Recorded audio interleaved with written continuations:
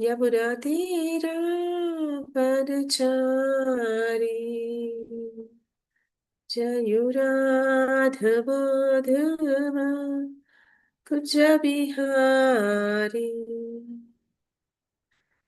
जयुराधव माधव कुंज बिहारी हरे कृष्णा कृष्ण कृष्ण हरे हरे हरे राम राम राम हरे हरे हरे कृष्णा कृष्ण कृष्ण हरे हरे हरे राम राम राम हरे हरे हरे कृष्ण कृष्ण कृष्ण हरे हरे हरे राम राम राम हरे हरे भक्त्यारतिभिरान्तस्य ज्ञानाञ्जनशलाकया चक्षुरुन्मिलितं येन तस्मै श्रीगुरुवे नमः।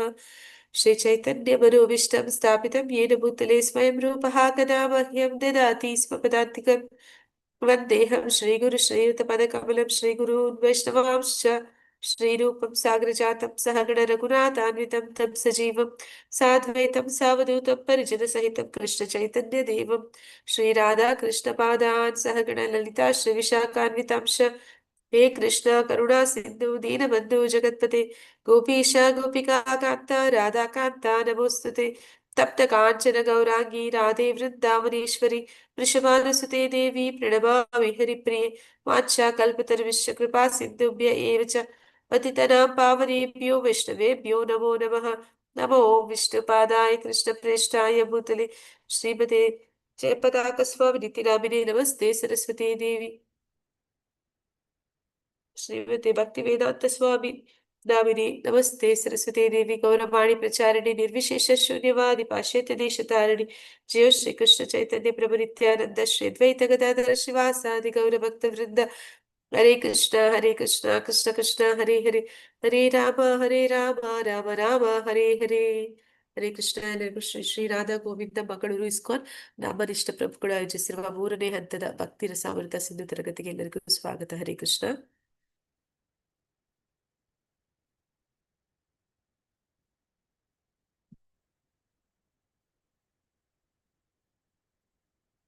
ಹರೇ ಕೃಷ್ಣ.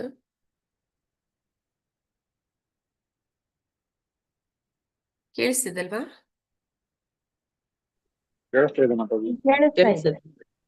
ಓಕೆ. ನೆನ್ನೆ ತರಗತಿಯಲ್ಲಿ ಯಾವ ಒಂದು ಅಧ್ಯಾಯದ ಬಗ್ಗೆ ತಿಳ್ಕೊಂಡ್ರಿ, ಏನೆಲ್ಲ ವಿಷಯ ತಿಳ್ಕೊಂಡ್ರಿ ಸ್ವಲ್ಪ ಹೇಳಿದ್ರಂತ ಇವತ್ತಿನ ಅಧ್ಯಾಯ ಪ್ರಾರಂಭ ಮಾಡೋಣ. 13ನೇ ಅಧ್ಯಾಯದಲ್ಲಿ ಏನೆಲ್ಲ ವಿಷಯಗಳಿತ್ತು? ಮಧುರಾಷ್ಟಕము ಪುರುಷಾರ್ಥ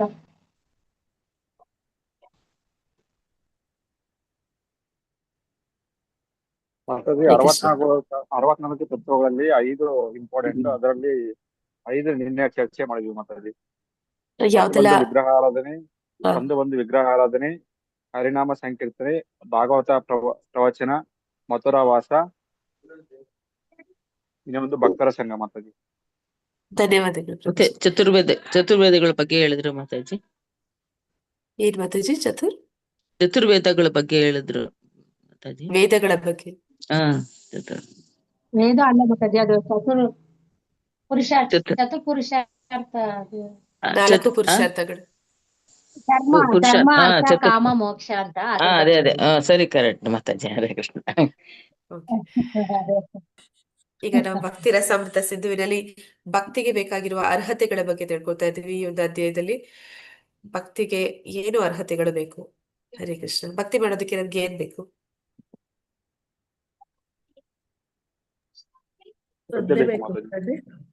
ಪ್ರಭುಜಿ, ಶ್ರದ್ಧೆ ಬೇಕು ಮಾತಾಜಿ. ಶ್ರದ್ಧೆ ಬೇಕು. ಆಮೇಲೆ ಶ್ರದ್ಧೆ ಬೇಕು, ಕೃಷ್ಣನಲ್ಲಿ ನಂಬಿಕೆ ಬೇಕು ಮಾತಾಜಿ. ಪ್ರೀತಿ ಶ್ರದ್ಧೆ, ಪ್ರೀತಿ. ಪ್ರೀತಿಯಿಂದ ವಿಶ್ವಾಸ ಭಗವಂತ ವಿಶ್ವಾಸ ಪ್ರೀತಿಯಿಂದ ಬೇಕು. ಭಗವಂತನ ಪೂಜೆ ಮಾಡಬೇಕು. ಗುರು ಪರಂಪರೆಯಿಂದ ಬಂದ ಗುರುಗಳು ಬೇಕು ಮಾತಾಜಿ. ಓಕೆ, ಇಲ್ಲಿ ಇನ್ನು ಏನೆಲ್ಲ ಬೇಕು ಅನ್ನೋದನ್ನ ಇಲ್ಲಿ ಹೇಳ್ತಾ ಇದ್ದಾರೆ. ಭಕ್ತಿ ಮಾಡ್ಬೇಕು, ಭಕ್ತಿ ಸೇವೆ ಮಾಡ್ಬೇಕು. ಅದ್ ಭಕ್ತಿಗೆ ಅರ್ಹತೆಗಳು ಏನು ಅಂತಂದ್ರೆ ಪ್ರಾಮಾಣಿಕತೆ ಬೇಕು ಅಂತ ಇಲ್ಲಿ ಹೇಳ್ತಾ ಇದ್ದಾರೆ. ಪ್ರಾಮಾಣಿಕತೆ ಅನ್ನುವಂಥದ್ದು ತುಂಬಾ ಮುಖ್ಯವಾದ ಒಂದು ಗುಣ ವಿಶೇಷ. ಅದ್ರ ಬಗ್ಗೆ ಕೂಡ ಇಲ್ಲಿ ಹೇಳ್ತಾ ಇದ್ದಾರೆ. ಓಕೆ, ಪ್ರಾರಂಭ ಮಾಡೋಣ. ಯಾರಾದ್ರೂ ಓದಿ, ಪರವಾಗಿಲ್ಲ. ಹರೇ ಕೃಷ್ಣ. ಹರೇ ಕೃಷ್ಣ ಮಾತಾಜಿ. ಓದ್ಲಾ ಮಾತಾಜಿ? ಹಾ ಮಾತಾಜಿ. ಅಧ್ಯಾಯ 14 ಭಕ್ತಿಯ ಅರ್ಹತೆಗಳು. ಭಕ್ತಿ ಸೇವೆ ನೆಲೆಗೆ ತನ್ನನ್ನು ಎತ್ತರಿಸಿಕೊಳ್ಳಲು ವ್ಯಕ್ತಿಗೆ ಜ್ಞಾನ ಹಾಗೂ ವಿರಕ್ತಿಗಳು ಮುಖ್ಯ ಸಾಧನಗಳೆಂದು ಕೆಲವು ವಿದ್ವಾಂಸರು ಅಭಿಪ್ರಾಯ ಪಡುತ್ತಾರೆ. ಆದರೆ ಇದು ದಿಟವಲ್ಲ. ವಾಸ್ತವವೆಂದರೆ ಕೃಷ್ಣ ಪ್ರಜ್ಞೆಯತ್ತ ಹೆಜ್ಜೆ ಇಡುತ್ತಿರುವ ಮೊದಲಲ್ಲಿ ಜ್ಞಾನ ಹಾಗೂ ವೈರಾಗ್ಯಗಳು ಬೇಕಾದವು. ಆದರೆ ಕೊನೆಗೆ ಅವುಗಳನ್ನು ತ್ಯಜಿಸಬೇಕಾಗುವುದು. ಏಕೆಂದರೆ ಭಕ್ತಿ ಸೇವೆಯು ಅದನ್ನು ಕುರಿತ ಒಲವು ಹಾಗೂ ಅಪೇಕ್ಷೆಯೊಂದನ್ನಲ್ಲದೆ ಬೇರೇನನ್ನೂ ಅವಲಂಬಿಸಿಲ್ಲ. ಭಕ್ತಿ ಸೇವೆಗೆ ಪ್ರಾಮಾಣಿಕತೆಯೊಂದರ ಹೊರತಾಗಿ ಬೇರೇನೂ ಬೇಕಾಗಿಲ್ಲ. ಧನ್ಯವಾದಗಳು ಮಾತಾಜಿ. ಆದ್ರೆ ಹರೇ ಕೃಷ್ಣ. ಸಾಧಾರಣವಾಗಿ, ಹರೇ ಕೃಷ್ಣ, ಸಾಧಾರಣವಾಗಿ ಇರುತ್ತೆ ಹೇಳ್ತಾರೆ. ಭಗವದ್ಗೀತೆಯನ್ನು ನಾವು ನೋಡಿದ್ದೀವಲ್ವಾ?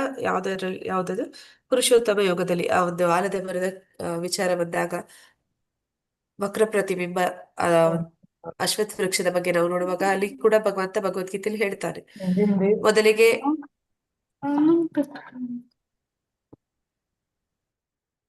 ಮೊದಲಿಗೆ ನಮಗೆ ಈ ಒಂದು ಭೌತಿಕ ವಿಷಯಗಳ ಆಸಕ್ತಿ ಎನ್ನುವಂಥದ್ದನ್ನ ನಾವು ಬಿಡಬೇಕು. ವಿರಕ್ತಿ ಬೇಕು, ನಮಗೆ ವೈರಾಗ್ಯ ಬೇಕು. ಆಮೇಲೆ ಆ ವೈರಾಗ್ಯ ಅನ್ನುವಂತಹ ಒಂದು ಕತ್ತಿಯಿಂದ ನಾವು ಈ ಒಂದು ಭೌತಿಕ ಅಸ್ತಿತ್ವವನ್ನು ನಾವು ಕತ್ತರಿಸಬೇಕು. ನಂತರ ಜ್ಞಾನವನ್ನ, ಆಧ್ಯಾತ್ಮಿಕ ಜ್ಞಾನವನ್ನು ಬೆಳೆಸ್ಕೊಂಡು ನಾವು ಆ ಆಧ್ಯಾತ್ಮಿಕ ಜಗತ್ತಿಗೆ ಹೋಗುವ ಒಂದು ವಿಷಯವನ್ನ ತಿಳ್ಕೋಬೇಕು ಅನ್ನುವಂಥದ್ದು. ಇದೆಲ್ಲವೂ ಕೂಡ ಕೆಲವು ಜನ ಏನಂತ ಹೇಳ್ತಾರೆ, ಇದೇ ಅತಿ ಮುಖ್ಯವಾದ ವಿಚಾರ ಭಕ್ತಿಯಲ್ಲಿ ಮುಂದುವರಿಯೋದಕ್ಕೆ ಅಂತ. ಆದ್ರೆ ಇದು ಪ್ರಾಥಮಿಕ ಹಂತ, ಮೊದಲ ಹಂತ. ಅಂದ್ರೆ ಈಗ ನಾವೇನಾದ್ರೂ ಬೆಳೆ ಬೆಳಿಬೇಕು ಅಂತಂದ್ರೆ ಮೊದಲು ಫಸ್ಟ್ ಆ ನೆಲವನ್ನ ಹದ ಮಾಡ್ತೀವಿ, ಹೌದಲ್ವಾ? ಬೆಳೆ ಬೆಳೆಯಕ್ ಮುಂಚೆ ರೈತರು ಹದ ಮಾಡ್ತಾರಲ್ಲ ಭೂಮಿನ. ಹೌದೌದು ಮಾತಾಜಿ. ಹದ ಮಾಡಿದ ತಕ್ಷಣ ಅಲ್ಲಿ ಒಳ್ಳೆ ಬೆಳೆ ಬಂದ್ಬಿಡತ್ತಾ? ಹದ ಮಾಡಿದ್ರೆ ಸಾಕಾ? ಇಲ್ಲ ಮಾತಾಜಿ. ಬೆಳೆ ಮಳೆ ಬೇಕು ಮಾತಾಜಿ. ಮಳೆ ಬೇಕು, ಬೀಜ ಬೇಕು, ನೀವು ಬಿತ್ತಬೇಕು, ಆಮೇಲೆ ಅಲ್ವಾ ಬರೋದು. ಆರೈಕೆ ಮಾಡ್ಬೇಕು ಅದನ್ನ. ಅದೆಲ್ಲ ಇನ್ನೂ ಎಷ್ಟು ವಿಚಾರಗಳು ಇನ್ನೂ ಇದೆ. ಹಾಗೆ ಈ ಜ್ಞಾನ ಮತ್ತೆ ವೈರಾಗ್ಯ ಅನ್ನುವಂಥದ್ದು ಹದ ಮಾಡುವಂಥದ್ದು ಪ್ರಾರಂಭದ ಹಂತ ಅಷ್ಟೇ. ಅಲ್ಲಿಗೆ ನಾವು ಭಕ್ತಿಯಲ್ಲಿ ಮುಂದುವರಿಯೋದಕ್ಕೆ ಅರ್ಹತೆಯನ್ನು ಪಡೆಯೋದಿಲ್ಲ, ಅಷ್ಟು ಮಾತ್ರ ಸಾಲದು ಅನ್ನೋದನ್ನ ಇಲ್ಲಿ ಹೇಳ್ತಾ ಇದ್ದಾರೆ. ಕೃಷ್ಣ ಪ್ರಜ್ಞೆಯಲ್ಲಿ ಮೊದಲು ಪ್ರಾರಂಭ ಮಾಡುವಾಗ ನಮ್ಗೆ ಯಮ ನಿಯಮಗಳನ್ನ ಕೊಡ್ತಾರೆ. ನೀವು ಯಾವ್ದೆಲ್ಲ ಫಾಲೋ ಮಾಡ್ಬೇಕು ಅದೆಲ್ಲ ಹೇಳ್ತಾರೆ, ನೀವೇನೆಲ್ಲ ಬಿಡಬೇಕು ಅದನ್ನೆಲ್ಲ ತಿಳಿಸ್ತಾರೆ. ಮತ್ತೆ ಅದರಲ್ಲಿ ನೀವು ಮುಂದುವರಿಬೇಕು ಅನ್ನೋದಕ್ಕೆ ಅಂದ್ರೆ ಸರಿಯಾದ ಗುರುವಿನ ಮಾರ್ಗದರ್ಶನವನ್ನ ನಾವು ಪಡಿಬೇಕು ಅಂತ. ಆದ್ರೆ ಅದು ಮೊದಲ ಹಂತ, ಪ್ರಾರಂಭದ ಹಂತದಲ್ಲಿ ಆ ರೀತಿ ಇರುತ್ತೆ. ಆಮೇಲೆ ಹೋಗ್ತಾ ಹೋಗ್ತಾ ಏನಾಗುತ್ತೆ ಅಂತಂದ್ರೆ ಏನಂತ ಹೇಳ್ತೀವಿ, 9 ಹಂತಗಳಿದೆ ಅಲ್ವಾ ಭಕ್ತಿಯಲ್ಲಿ? ಯಾವ್ದೆಲ್ಲ 9 ಹಂತಗಳು? ಹರೇ ಕೃಷ್ಣ. ಶ್ರದ್ಧೆಯಿಂದ ಪ್ರೇಮದವರೆಗೆ ಭಜನ್ ಕ್ರಿಯಾ, ಅನಾರ್ಥ, ಶ್ರದ್ಧೆ, ಸಾಧು ಸಂಘ, ಭಜನ ಕ್ರಿಯೆ, ಅನರ್ಥ ಕ್ರಿಯೆ, ನಿಷ್ಠಾ, ರುಚಿ, ಆಸಕ್ತಿ, ಭಾವ, ಪ್ರೇಮ ಮಾತಾಜಿ. ಮೊದಲಿಗೆ ನಮ್ಗೆ ಶ್ರದ್ಧೆ ಬೇಕು. ಗುರುವಿನಲ್ಲಿ, ಭಗವಂತನಲ್ಲಿ, ಕೃಷ್ಣನಲ್ಲಿ ಶ್ರದ್ಧೆ ಬೇಕು, ಪ್ರೀತಿ ಬೇಕು, ಆಕರ್ಷಣೆ ಬೇಕು. ಆಮೇಲೆ ನಮ್ಗೆ ಭಜನಾ ಕ್ರಿಯೆ ಅಂದ್ರೆ ಭಕ್ತರ ಸಂಘ ಬೇಕು. ಗುರುಗಳ ಒಂದು ಏನಂತ ಹೇಳ್ತಾರೆ, ಗುರು ಕೃಷ್ಣ ಕೃಪಾಯ್ ಪಾಯ್ ಭಕ್ತಿ ಲತಾ ಬೀಜ ಅಂತ. ಕೃಷ್ಣ ಮತ್ತೆ ಗುರುವಿನ ಕೃಪೆಯಿಂದ ಮಾತ್ರ ಭಕ್ತಿ ಅನ್ನುವ ಲತೆಯ ಬೀಜ ನಮಗೆ ಸಿಗೋದು ಅಂತ. ಹಾಗೆ ನಮ್ಗೆ ಭಕ್ತರ ಸಂಘದಲ್ಲಿ ಗುರುವಿನ ಆಶ್ರಯ ಬೇಕು.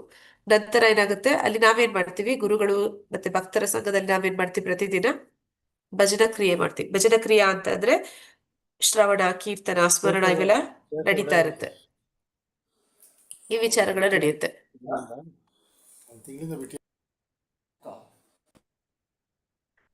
ಅದರಲ್ಲಿ ನಮಗೆ ಭಜನಾ ಕ್ರಿಯೆ ಅಂತಂದ್ರೆ ಭಕ್ತಿಯ ಕೈಂಕರ್ಯಗಳು ನಡೆಯುತ್ತೆ. ಅಂದ್ರೆ ಶ್ರವಣ, ಕೀರ್ತನ, ಸ್ಮರಣವನ್ನ ಮಾಡ್ತೀವಿ. ಆಗೇನಾಗುತ್ತೆ, ನಮ್ಮಲ್ಲಿರುವ ಎಲ್ಲ ಅನರ್ಥಗಳು ನಿವೃತ್ತಿ ಆಗುತ್ತೆ. ಅಂದ್ರೆ ನಮ್ಮಲ್ಲಿ ಇರುವ ಕಾಮ, ಕ್ರೋಧ, ಲೋಭ, ಮೋಹ, ಮದ, ಮತ್ಸರ, ಅರಿಷಡ್ ವರ್ಗಗಳೇನಿದೆ ಅವೆಲ್ಲ ಕೂಡ ಹೊರಟೋಗುತ್ತೆ.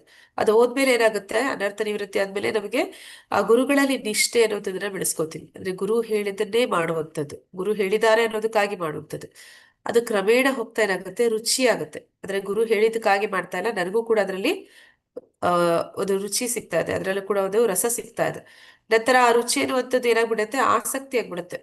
ನಾ ಮಾಡಿಲ್ಲ ಅಂದ್ರೆ ನನಗೆ ಇರಕ್ಕೆ ಆಗೋದಿಲ್ಲ, ಯಾರು ಹೇಳಿದಕ್ಕಾಗಿ ನಾ ಮಾಡ್ತಾ ಇಲ್ಲ, ಅಥವಾ ನನಗೆ ರುಚಿ ಅಂತ ಮಾಡ್ತಾ ಇಲ್ಲ, ನನಗೆ ಅದರಲ್ಲಿ ಆಸಕ್ತಿ ಅಂತಂದ್ರೆ ಅದರಲ್ಲಿ ನನಗೆ ತುಂಬಾ ಗಾಢವಾದ ಅಂದ್ರೆ ಮಾಡ್ಲೇಬೇಕು ಅನ್ನೋ ಮನಸ್ಥಿತಿಗೆ ನಾನು ಬಂದಿದ್ದೀನಿ. ಆಮೇಲೆ ಆಸಕ್ತಿ ಅನ್ನುವಂಥದ್ದು ಹೋಗ್ತಾ ಹೋಗ್ತಾ ಭಗವಂತನ ಮೇಲೆ ಭಾವ ಆಗುತ್ತೆ. ಆ ಭಾವ ಅನ್ನುವಂಥದ್ದು ಕೊನೆಗೆ ಪ್ರೇಮವಾಗುತ್ತೆ. ಈ ಹಂತಗಳಲ್ಲಿ ಬಂದಾಗ ನಮಗೆ ಆ ಪ್ರಾಮಾಣಿಕತೆ ಅನ್ನುವಂಥದ್ದು ಅತಿ ಮುಖ್ಯ ಆಗುತ್ತೆ. ಅಂದ್ರೆ ನಾನು ಇನ್ನ ಸ್ಟಾರ್ಟಿಂಗ್ ಲೆವೆಲ್ ಅಲ್ಲಿ ಇಲ್ಲ, ಅಂದ್ರೆ ನಾನು ಜ್ಞಾನ ಬೆಳೆಸ್ಕೋಬೇಕು, ವೈರಾಗ್ಯ ಬೆಳೆಸ್ಕೋಬೇಕು, ಆ ಪ್ರಯತ್ನ ಮಾಡ್ತಾ ಇಲ್ಲ. ನಾ ಯಾವ ಪ್ರಯತ್ನ ಮಾಡ್ತಾ ಇದ್ದೀನಿ, ಪ್ರಾಮಾಣಿಕವಾಗಿ ನಾನು ಭಗವಂತನ ಭಕ್ತಿ ಸೇವೆ, ಅಂದ್ರೆ ಭಗವಂತನ ಪ್ರೀತಿಸ್ತಾ ಇದ್ದೀನಿ, ಅವನ ಸೇವೆ ಮಾಡದಿರೋ ಇರೋದಕ್ಕೆ ನನ್ನಿಂದ ಸಾಧ್ಯ ಇಲ್ಲ. ನಾನು ಅದನ್ನ ಪ್ರತಿದಿನ ಪ್ರತಿಕ್ಷಣ ಮಾಡ್ತಾ ಇದ್ದೀನಿ, ಅದನ್ನ ಇಲ್ಲಿ ಹೇಳ್ತಾ ಇದ್ದಾರೆ. ಹೀಗೆ ಆ ಭಕ್ತಿಯನ್ನ ಬೆಳೆಸ್ಕೊಳ್ಳೋದಕ್ಕೆ ಪ್ರಮುಖವಾಗಿ ನನಗೆ ಬೇಕಾಗಿರುವಂಥದ್ದು ಪ್ರಾಮಾಣಿಕತೆ ಅನ್ನುವಂಥದ್ದು. ಹರೇ ಕೃಷ್ಣ. ಹರೇ ಕೃಷ್ಣ ಮಾತಾಜಿ. ಹಾ ಪ್ರಭುಜಿ. ಊಹಾತ್ಮಕ ಚಿಂತನೆ ಹಾಗೂ ಯೋಗಾಭ್ಯಾಸದಂತಹ ಕೃತಕ ವಿಧಾನಗಳು ಐಹಿಕ ಕಾಲುಷ್ಯಗಳಿಂದ ಬಿಡುಗಡೆ ದೊರಕಿಸಿಕೊಡಲು ಸಹಾಯಕವಾಗಬಹುದು, ಆದರೆ ಅವು ವ್ಯಕ್ತಿಯ ಹೃದಯವನ್ನು ಹೆಚ್ಚು ಹೆಚ್ಚು ಕಟುವಾಗಿಸುತ್ತವೆ ಎಂಬುದು ತಜ್ಞ ಭಕ್ತರ ಅಭಿಪ್ರಾಯವಾಗಿದೆ. ಭಕ್ತಿ ಸೇವೆಯಲ್ಲಿ ಮುನ್ನಡೆಯಲು ಅವೆಂದೂ ನೆರವಾಗುವುದಿಲ್ಲ. ಆದ್ದರಿಂದ ಪ್ರಭುವಿನ ದಿವ್ಯ ಸೇವೆಯಲ್ಲಿ ನಿಲ್ಲಲು ಈ ಪ್ರಕ್ರಿಯೆಗಳು ಖಂಡಿತವಾಗಿಯೂ ಅನುಕೂಲಕರವಲ್ಲ. ವಾಸ್ತವವಾಗಿ ಕೃಷ್ಣ ಪ್ರಜ್ಞೆಯೊಂದೇ, ಭಕ್ತಿ ಸೇವೆಯೊಂದೇ ಭಕ್ತಿಯುತ ಜೀವನದಲ್ಲಿ ಮುನ್ನಡೆಯಲು ಇರುವ ಏಕೈಕ ಮಾರ್ಗ. ಭಕ್ತಿ ಸೇವೆಯು ಪರಮೋಚ್ಚವಾದುದು. ಕಾರಣಗಳೆರಡು ಅದೇ ಇರುವುದೆಲ್ಲದರ ಕಾರಣ ಹಾಗೂ ಪರಿಣಾಮ ಎರಡು ದೇವೋತ್ತಮ ಪರಮ ಪುರುಷನೇ ಆಗಿದ್ದಾನೆ. ಅವನನ್ನು ಪರಮೋಚ್ಚನನ್ನು ಮುಟ್ಟಲು ಭಕ್ತಿ ಸೇವಾ ಪ್ರಕ್ರಿಯೆಯನ್ನು ಇದು ಕೂಡ ಪರಮೋಚ್ಚವಾದದ್ದೇ ಅನುಷ್ಠಾನ ಮಾಡಬೇಕು. ಮೇಲಿನ ಧನ್ಯವಾದ. ಅಭಿಪ್ರಾಯವನ್ನು ಸಾಕು ಹರೇ ಪ್ರಭುಜಿ. ಕೃಷ್ಣ ಮಾತಾಡಿ. ಹರೇ ಕೃಷ್ಣ. ಇಲ್ಲಿ ಏನಂತ ಹೇಳ್ತಾ ಇದ್ದಾರೆ, ಜ್ಞಾನ ಅಂತಂದ್ರೆ ಇಲ್ಲಿ ಹೇಳ್ತಿರುವಂತಹ ಜ್ಞಾನ ಭಗವದ್ಗೀತೆಯಲ್ಲಿ ಕೊಟ್ಟಂತಹ ಜ್ಞಾನ ಅಲ್ಲ, ಊಹಾತ್ಮಕ ಚಿಂತನೆ. ಅಂದ್ರೆ ಜ್ಞಾನಿಗಳು ಯಾರು ನಿರಾಕಾರವಾದಿಗಳು, ಮಾಯಾವಾದಿಗಳಿದ್ದಾರೆ, ಅವರು ಊಹಾತ್ಮಕ ಚಿಂತನೆಯನ್ನ ಮಾಡ್ತಾರೆ. ಭಗವಂತ ಅಂದ್ರೆ ಹೇಗಿರ್ಬೋದು ಹಾಗಿರ್ಬೋದು ಅಂತ ಅವರು ಕಲ್ಪನೆ ಮಾಡುವಂಥದ್ದು. ಆಮೇಲೆ ಯೋಗಾಭ್ಯಾಸ ಅಂದ್ರೆ ಈ ಒಂದು ಅಷ್ಟಾಂಗ ಯೋಗ ಮಾಡುವಂಥದ್ದು, ಇದೆಲ್ಲವೂ ಕೂಡ ಕೃತಕ ವಿಧಾನಗಳು. ಈ ತರ ಮಾಡೋದ್ರಿಂದ ಏನಾಗುತ್ತೆ, ನಮಗೆ ನಾವು ಐಹಿಕ ಕಾಲುಷ್ಯಗಳಿಂದ ಬಿಡುಗಡೆ ದೊರಕಿಸೋದಕ್ಕೆ ಅದು ಸಹಾಯ ಮಾಡ್ಬೋದು. ಅಂದ್ರೆ ಈ ಒಂದು ಅರಿಷಡ್ ವರ್ಗಗಳಿಂದ ನಾವು ಹೊರಗಡೆ ಬರ್ಬೋದು. ಆದ್ರೆ ಅದು ಹೆಚ್ಚು ನಾವು ಮಾಡಿದಷ್ಟು ಏನಾಗುತ್ತೆ, ನಮ್ಮ ಹೃದಯ ಅನ್ನುವಂಥದ್ದು ಕಲ್ಲಾಗುತ್ತೆ ಅಂತ ಹೇಳ್ತಾ ಇದ್ದಾರೆ. ಅಂದ್ರೆ ನಾವು ಕಟ್ಟುನಿಟ್ಟಾಗಿ ಎಲ್ಲದನ್ನ ಪಾಲನೆ ಮಾಡ್ತಾ ಇದೀವಿ, ಅಂದ್ರೆ ಏನೆಲ್ಲ ಹೇಳಿದ್ದಾರೆ ಆ ಯಮ ನಿಯಮಗಳನ್ನ ಅದನ್ನ ಗಂಭೀರವಾಗಿ ಪರಿಗಣಿಸಿ ನಾವು ಅದನ್ನ ಎಷ್ಟು ಮಾಡ್ತಾ ಹೋಗ್ತಾ ಇದೀವಿ, ನಮ್ಮ ಹೃದಯ ಅನ್ನುವಂಥದ್ದು ಹೆಚ್ಚು ಹೆಚ್ಚು ದೃಢವಾಗ್ತಾ ಹೋಗ್ತಾ ಇದೆ, ಕಟುವಾಗ್ತಾ ಹೋಗ್ತಾ ಇದೆ. ಅಂತಹ ಹೃದಯದಲ್ಲಿ ಅಂದ್ರೆ ಭಕ್ತರು ಯಾರಿದ್ದಾರೆ, ಭಕ್ತಿ ಅಂದ್ರೆ ಏನು, ಹರೇ ಕೃಷ್ಣ, ಭಕ್ತಿ ಅಂದ್ರೆ ಏನು ಪ್ರೇಮ ಮಾತಾಡಿ. ಪ್ರಭುಜಿ? ದೇವರಿಗೆ ಶರಣಾಗುದು. ಪ್ರಭುಜಿ ಏನು ಭಕ್ತಿ ಹೇಳಿದ್ರ? ಅಂದ್ರೆ ಪ್ರೀತಿ ಮಾತಾಡಿ, ಪ್ರೇಮ. ಪ್ರೀತಿ ಅಪ್ರೇಮ. ಯಾರಾದ್ರೂ ವ್ಯಕ್ತಿಯಲ್ಲಿ ಪ್ರೀತಿ ಅಥವಾ ಪ್ರೇಮ ಇದ್ರೆ ಅವನು ಕಟುವಾಗಿರ್ತಾನ? ತುಂಬಾ ಇಲ್ಲ ಮಾತಾಜಿ, ಅವ್ನು ಯಾವ ರೀತಿ ಇರ್ತಾನೆ, ಅವನ ಹೃದಯ ಮೃದುವಾಗಿರುತ್ತೆ ಅಲ್ವಾ. ಇಲ್ಲಿ ನಿಜವಾಗಿರುತ್ತೆ. ಮೃದುವಾದ ಹೃದಯವನ್ನ ಹೊಂದಿರ್ತಾನೆ. ಆದ್ರೆ ಯಾರು ಈ ರೀತಿ ಯಮ ನಿಯಮಗಳನ್ನ ತುಂಬಾ ಗಂಭೀರವಾಗಿ ಫಾಲೋ ಮಾಡ್ತಿದ್ದಾರೆ, ಅವರು ಈ ಒಂದು ಆ ವೈರಾಗ್ಯವನ್ನ ಬೆಳೆಸ್ಕೊಂಡಿದ್ದಾರೆ. ಆದ್ರೆ ಅವರ ಹೃದಯ ಹೆಚ್ಚು ಹೆಚ್ಚು ಕಟುವಾಗ್ತಾ ಹೋಗ್ತಾ ಇದೆ, ಅಂದ್ರೆ ಹೆಚ್ಚು ಹೆಚ್ಚು ಕಠಿಣ ಆಗ್ತಾ ಇದ್ದಾರೆ.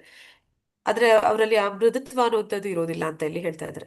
ಆದ್ರೆ ಭಕ್ತಿಯಲ್ಲಿ ಮುಂದುವರಿಬೇಕು ಅಂತಂದ್ರೆ ನಮಗೆ ಮೃದುವಾದ ಹೃದಯ ಬೇಕು. ಭಗವಂತ ಏನಂತ ಹೇಳ್ತಾನೆ, ಯಾರು ಆ ನೀವಿದು ಓದಿದ್ರಿ ಅಲ್ವಾ, ಹರೇ ಕೃಷ್ಣ ಮಾತಾಜಿ ಆಗ್ಲೇ ಆ ದಾಮೋದರ ಅಷ್ಟಕ ಓದಿದ್ರು. ಇದೆ ಅಲ್ವಾ ದಾಮೋದರ ಅಷ್ಟಕ, ನಿಮ್ ಹತ್ರ ಗ್ರೂಪ್ ಅಲ್ಲಿ ಹಾಕಿದ್ದೆ ನಾನು ನೋಡಿ. ಅಲ್ಲಿ ಏನಂತ ಹೇಳ್ತಾನೆ ಭಗವಂತ, ಆದ್ರೆ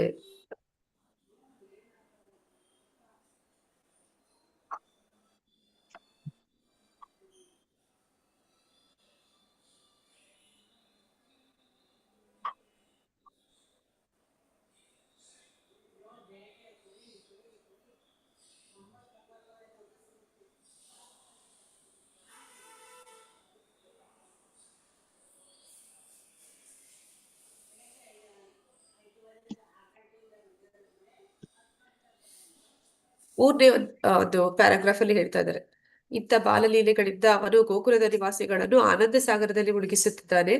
ತನ್ನ ಸರ್ವೋಚ್ಚ ವೈಭವದ ಅರಿವಿನಲ್ಲಿ ತಲ್ಲೀನರಾಗಿರುವ ಭಕ್ತರಿಗೆ ಎಂತ ಭಕ್ತರ ಬಗ್ಗೆ ಹೇಳ್ತಾ ಇದ್ದಾರೆ ಅಂತ, ಎಂತ ಭಕ್ತರು ಅವ್ರಿಗೆ ತುಂಬಾ ಇಷ್ಟ ಅಂತ.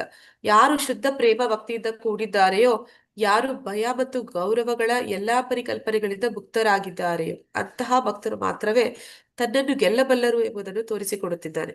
ಅಂದ್ರೆ ನಾವು ನೋಡ್ತೀವಿ ಆ ಗೋಕುಲದಲ್ಲಿದ್ದ ಎಲ್ಲ ನಿವಾಸಿಗಳು ಭಗವಂತನನ್ನ ಹೃದಯವನ್ನ ಗೆದ್ದಿದ್ರು. ಹೇಗೆ ಗೆದ್ದಿದ್ರು? ಅವ್ರಿಗೆ ಗೊತ್ತಿತ್ತಾ ಕೃಷ್ಣ ಅಂದ್ರೆ ದೇವೋತ್ತಮ ಪರಮ ಪುರುಷ ಅಂತ? ಇಲ್ಲ ಇಲ್ಲ ಮಾತಾಜಿ. ಮಾತಾಜಿ. ಅವನ ಐಶ್ವರ್ಯ ಭಾವ ಅವ್ರಿಗೆ ಗೊತ್ತಿತ್ತಾ? ಇಲ್ಲ ಇಲ್ಲ ಇಲ್ಲ. ಮಾತಾಜಿ. ಮಾತಾಜಿ. ಅವ್ರು ಯಾವ ರೀತಿ ಇದ್ರು? ಸ್ನೇಹದಿಂದ ಇದ್ರು. ಅವರ ಹೃದಯದಲ್ಲಿ ಭಗವಂತನ ಮೇಲೆ ಪ್ರೀತಿಯನ್ನು ಹೊರತುಪಡಿಸಿ ಬೇರೆ ಯಾವ ವಿಚಾರನೂ ಇಲ್ಲ. ಯಶೋದ ಮಾತೆಗೆ ಕೃಷ್ಣ ಅಂದ್ರೆ ಅವನು ನನ್ನ ಮಗ, ಬಾಯಿಯಲ್ಲಿ ಅವನು ಬ್ರಹ್ಮಾಂಡ ತೋರಿಸಿರ್ಬೋದು, ಆದ್ರೂ ಕೂಡ ಅವಳು ಹೇಳ್ತಾಳೆ ಇಲ್ಲ ನೀನು ನನ್ನ ಮಗ ಅಷ್ಟೇ ಅಂತ. ಮತ್ತೆ ಎಷ್ಟೋ ರಾಕ್ಷಸರನ್ನ ಅವ್ನು ಕೊಂದಿರ್ಬೋದು, ಅವರ ಸ್ನೇಹಿತರು ಅಲ್ಲಿದ್ದ ಗೋಪಪಾಲಕರು ಎಲ್ಲರೂ ನೋಡಿರ್ಬೋದು, ಆದ್ರೂ ಕೂಡ ಅವ್ರು ಏನಂತ ಹೇಳ್ತಾರೆ? ಕೃಷ್ಣ ಅಂದ್ರೆ ನನ್ನ ಗೆಳೆಯ. ಹಾಗೆ ಯಾರ ಹೃದಯ ಅದು ಮೃದುವಾಗಿದೆ, ಅವರಲ್ಲಿ ಬರೀ ಪ್ರೀತಿ ಮಾತ್ರ ಇದೆ, ಪ್ರೀತಿಯನ್ನು ಹೊರತುಪಡಿಸಿ ಬೇರೆ ಯಾವುದೇ ಭಾವ ಇಲ್ಲ, ಅಂತವರು ಭಗವಂತನಿಗೆ ತುಂಬಾ ಹತ್ತಿರ ಆಗ್ತಾರೆ. ಅದಕ್ಕೆ ಇಲ್ಲಿ ಹೇಳ್ತಾ ಇದ್ದಾರೆ ಕೃಷ್ಣ ಪ್ರಜ್ಞೆಯೊಂದೇ, ಭಕ್ತಿ ಸೇವೆಯೊಂದೇ. ಭಕ್ತಿ ಸೇವೆ ಅಂತಂದ್ರೆ ಭಗವಂತನಲ್ಲಿ ಬೆಳೆಸ್ಕೊಳ್ಳುವಂತ ಪ್ರೇಮ ಪೂರ್ವಕ ಸೇವೆ. ಏನ್ ಮಾಡ್ತೀವಿ ಅದು ಮಾತ್ರನೇ ಭಕ್ತಿಯುತ ಜೀವನದಲ್ಲಿ ಮುನ್ನಡೆಯೋದಕ್ಕೆ ಇರೋ ಒಂದೇ ಒಂದು ಮಾರ್ಗ ಅಂತ ಇಲ್ಲಿ ಹೇಳ್ತಾ ಇದ್ದಾರೆ. ಭಕ್ತಿ ಸೇವೆ ಅನ್ನುವಂಥದ್ದು ಎಲ್ಲದಕ್ಕಿಂತ ಉತ್ತಮವಾದದ್ದು. ಈ ಯೋಗ ಲ್ಯಾಡರ್ ನೋಡ್ತೀವಲ್ವಾ, ಪ್ರಾರಂಭದಲ್ಲಿ ಕರ್ಮಯೋಗ ಬರುತ್ತೆ, ನಂತರ ಜ್ಞಾನ ಯೋಗ, ನಂತರ ಧ್ಯಾನ ಯೋಗ. ಈ ಎಲ್ಲಾ ಯೋಗಗಳನ್ನ ನಾವು ದಾಟಿದ್ರು ಕೊನೆಗೆ ನಾವು ಭಕ್ತಿ ಯೋಗಕ್ಕೆ ಬರ್ದಿರಾ ಭಗವಂತ ಸಿಗೋದಿಲ್ಲ. ಹಾಗೆ ಭಗವಂತನ ಮಾರ್ಗದಲ್ಲಿ ನಾವು ಭಕ್ತಿ ಸೇವೆ ಮಾಡೋದು ಒಂದೇ ನಮ್ಗಿರುವಂತಹ ಒಂದೇ ಒಂದು ಆ ಆಪ್ಷನ್. ಅದನ್ನ ಇಲ್ಲಿ ಹೇಳ್ತಾ ಇದ್ದಾರೆ ಪರಮೋಚ್ಚವಾದದ್ದು ಅಂತ. ಕಾರ್ಯ ಕಾರಣಗಳು ಎರಡೂ ಅದೇ ಅಂತ ಇಲ್ಲಿ ಹೇಳ್ತಾ ಇದ್ದಾರೆ. ಕಾರ್ಯ ಕಾರಣ ಎರಡೂ ಅದೇ ಅಂತಂದ್ರೆ ನಾವು ಭಕ್ತಿ ಸೇವೆ ಮಾಡ್ಬೇಕು ಅಂತಂದ್ರೆ ಅದು ಹೇಗೆ ಬರೋದಕ್ಕೆ ಸಾಧ್ಯ? ಭಕ್ತಿ ಮಾರ್ಗಕ್ಕೆ ನಾವು ಹೇಗೆ ಬರೋದಕ್ಕಾಗತ್ತೆ?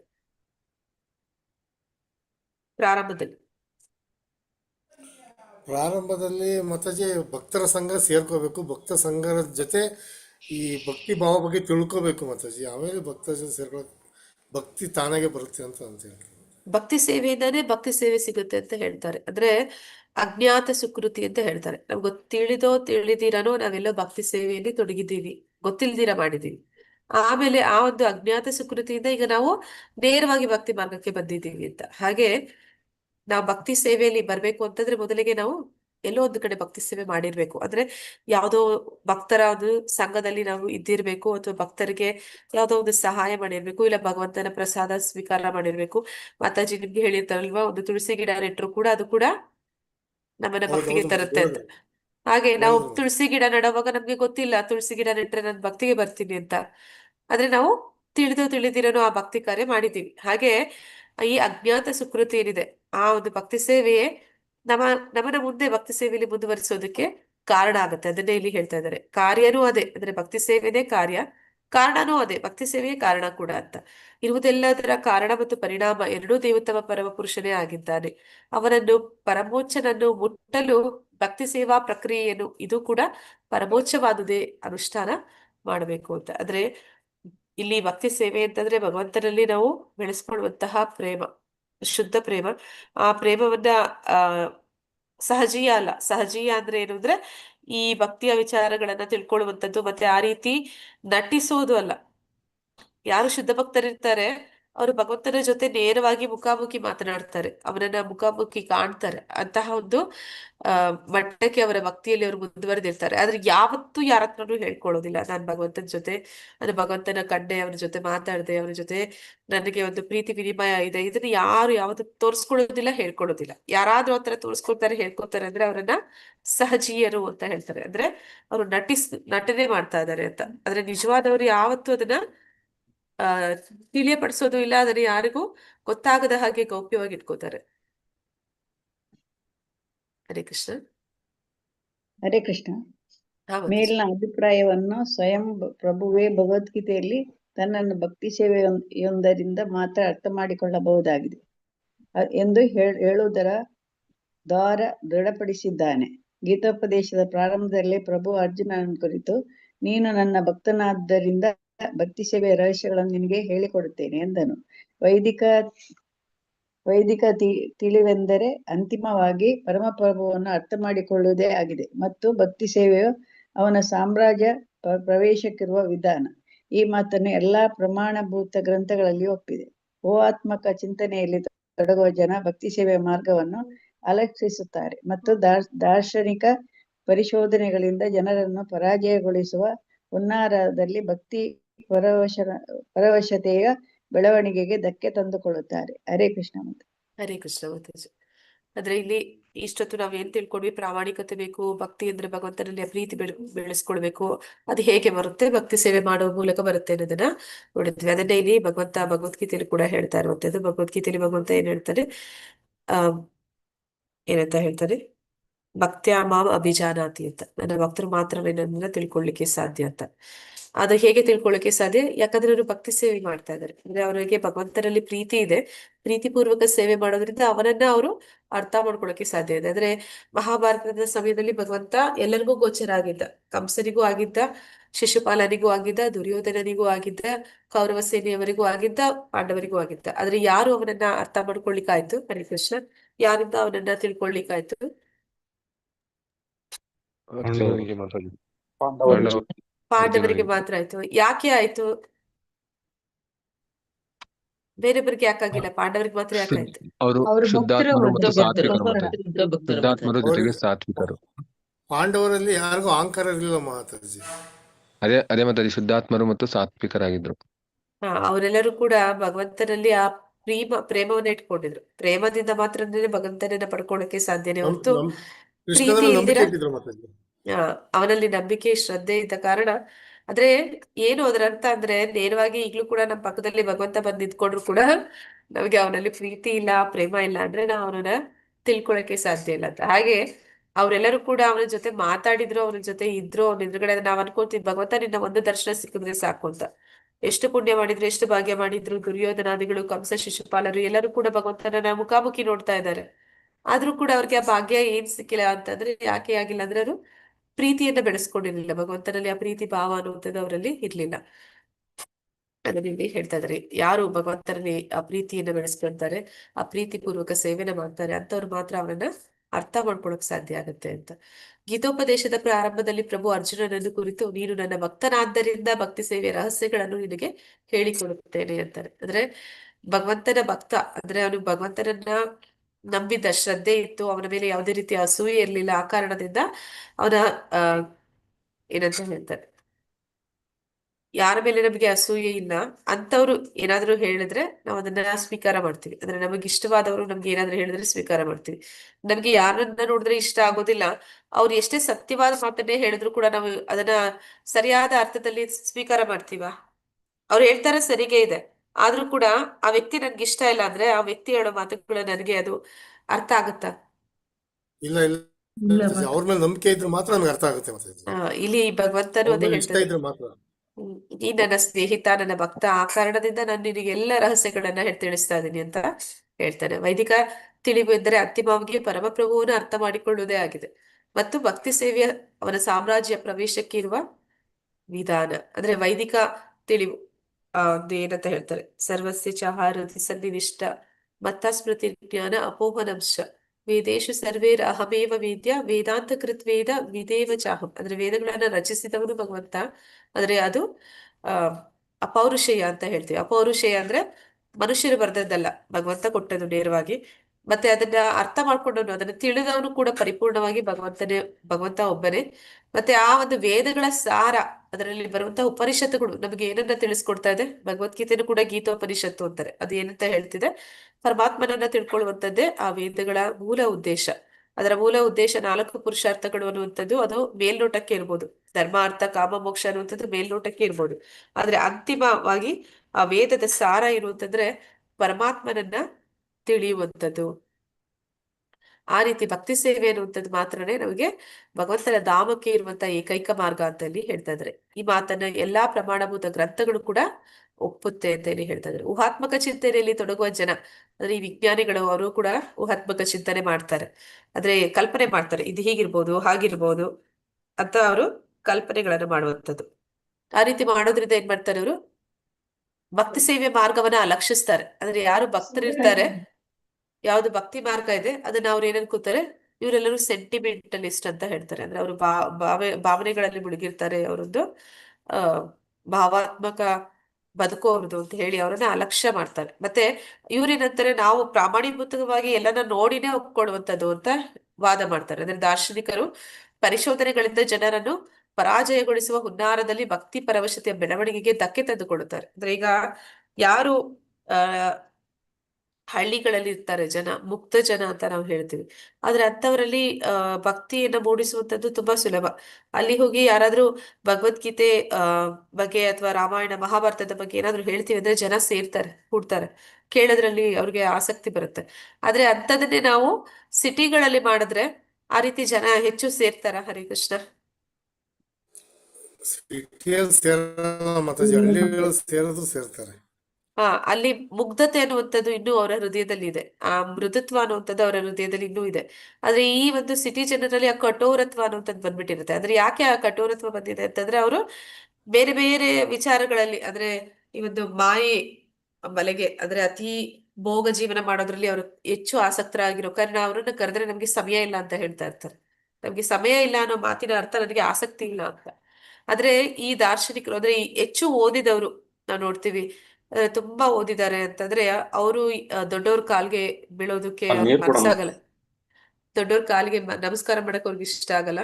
ದೇವಸ್ಥಾನಕ್ಕೆ ಹೋದ್ರೆ ದೀರ್ಘದಂಡ ನಮಸ್ಕಾರ ಮಾಡಕ್ ಅವ್ರಿಗೆ ಒಪ್ಪೋದಿಲ್ಲ.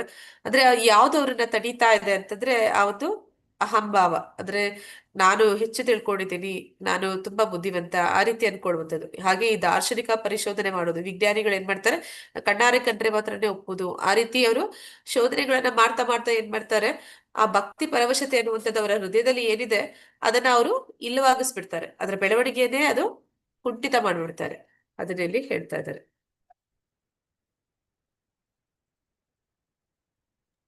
ಮಾತಾಜಿ, ಹಾ ಪ್ರಭುಜಿ. ಕೌರವರು ಯಾವ ದೇವರನ್ನು ಪೂಜಿಸ್ತಾ ಇದ್ರು? ಕೌರವರು ಶಿವನ ಪೂಜನೆ ಮಾಡ್ತಾ ಇದ್ರು. ಯಾರು? ಕುಂತಿ ಶಿವ ಮಹಾರಾಣಿ ಶಿವ ಶಿವನ ಪೂಜೆ ಮಾಡ್ತಾ ಇದ್ರು. ಹೆಚ್ಚು ರಾಕ್ಷಸರೆಲ್ಲ ಶಿವನ್ನೇ ಪೂಜೆ ಮಾಡ್ತಾ ಇದ್ರು ಪ್ರಭುಜಿ. ಭೂತನಾಥ. ಕುಂತಿ ಮತ್ತೆ ಸಹ ಶಿವನೇ ಪೂಜೆ ಮಾಡ್ತಿದ್ರು ಮಾತಾಡಿ. ಹಾ ಪ್ರಭುಜಿ. ಯಾರಾದ್ರೂ ಹೋಗ್ತೀರಾ? ಹರೇ ಕೃಷ್ಣ ಮಾತಾಜಿ. ಓದ್ಲಾ ಮಾತಾಜಿ? ಹಾ ಪ್ರಭುಜಿ. ಶ್ರೀಮದ್ ಭಾಗವತದ 11ನೇ ಸ್ಕಂದದಲ್ಲಿ 20ನೇ ಅಧ್ಯಾಯ ಶ್ಲೋಕ 31 ಕೃಷ್ಣನು ಹೀಗೆಂದಿದ್ದಾನೆ: ಪ್ರಿಯ ಉದ್ಧವ, ನನ್ನ ಸೇವೆಯಲ್ಲಿ ತದೇಕ ಚಿತ್ತದಿಂದ ಮಗ್ನರಾದವರಿಗೆ ದಾರ್ಶನಿಕ ಮನೋಕಲ್ಪನೆಯಾಗಲಿ ಅಥವಾ ಕೃತಕ ವಿರಕ್ತಿಯಾಗಲಿ ಅಷ್ಟೇನೂ ಹಿತಕಾರಿಯಲ್ಲ. ವ್ಯಕ್ತಿಯು ತನ್ನ ಭಕ್ತನಾದಾಗ ಐಹಿಕ ಸುಖಭೋಗದ ಫಲವನ್ನು ಸ್ವತೇವ ಪಡೆಯುತ್ತಾನೆ. ಪರಮ ಸತ್ಯವನ್ನು ಅರಿತುಕೊಳ್ಳುವ ನಿಟ್ಟಿನಲ್ಲಿ ಸಾಕಷ್ಟು ಜ್ಞಾನವು ಕೂಡ ಅವನಿಗೆ ಸಿದ್ಧಿಸುತ್ತದೆ. ವ್ಯಕ್ತಿಯು ಭಕ್ತಿ ಸೇವೆಯಲ್ಲಿ ಮುಂದುವರಿದವನೋ ಅಲ್ಲವೋ ಎಂಬುದರ ಪರೀಕ್ಷೆ ಇದು. ಭಕ್ತನು ಅಂಧಕಾರದಲ್ಲಿರಲಾಗುವುದಿಲ್ಲ, ಏಕೆಂದರೆ ಭಗವಂತನು ಅವನಲ್ಲಿ ವಿಶೇಷ ಅನುಗ್ರಹ ತೋರಿ ಅಂತರಂಗದಲ್ಲಿದ್ದು ಜ್ಞಾನವನ್ನು ನೀಡುತ್ತಾನೆ. ಹರೇ ಕೃಷ್ಣ ಮಾತಾಜಿ. ಹರೇ ಕೃಷ್ಣ ಪ್ರಭುಜಿ. ಧನ್ಯವಾದಗಳು ಮಾತಾಜಿ. ಇಲ್ಲಿ ಶ್ರೀಮದ್ ಭಾಗವತದ 11ನೇ ಸ್ಕಂದದ ಒಂದು ಶ್ಲೋಕವನ್ನ ನೆನಪಿಸ್ತಾ ಇದ್ದಾರೆ.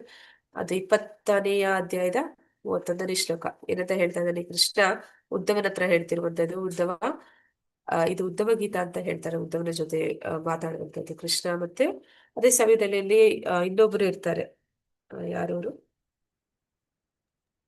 ಮೈತ್ರೇಯ ಮುನಿ.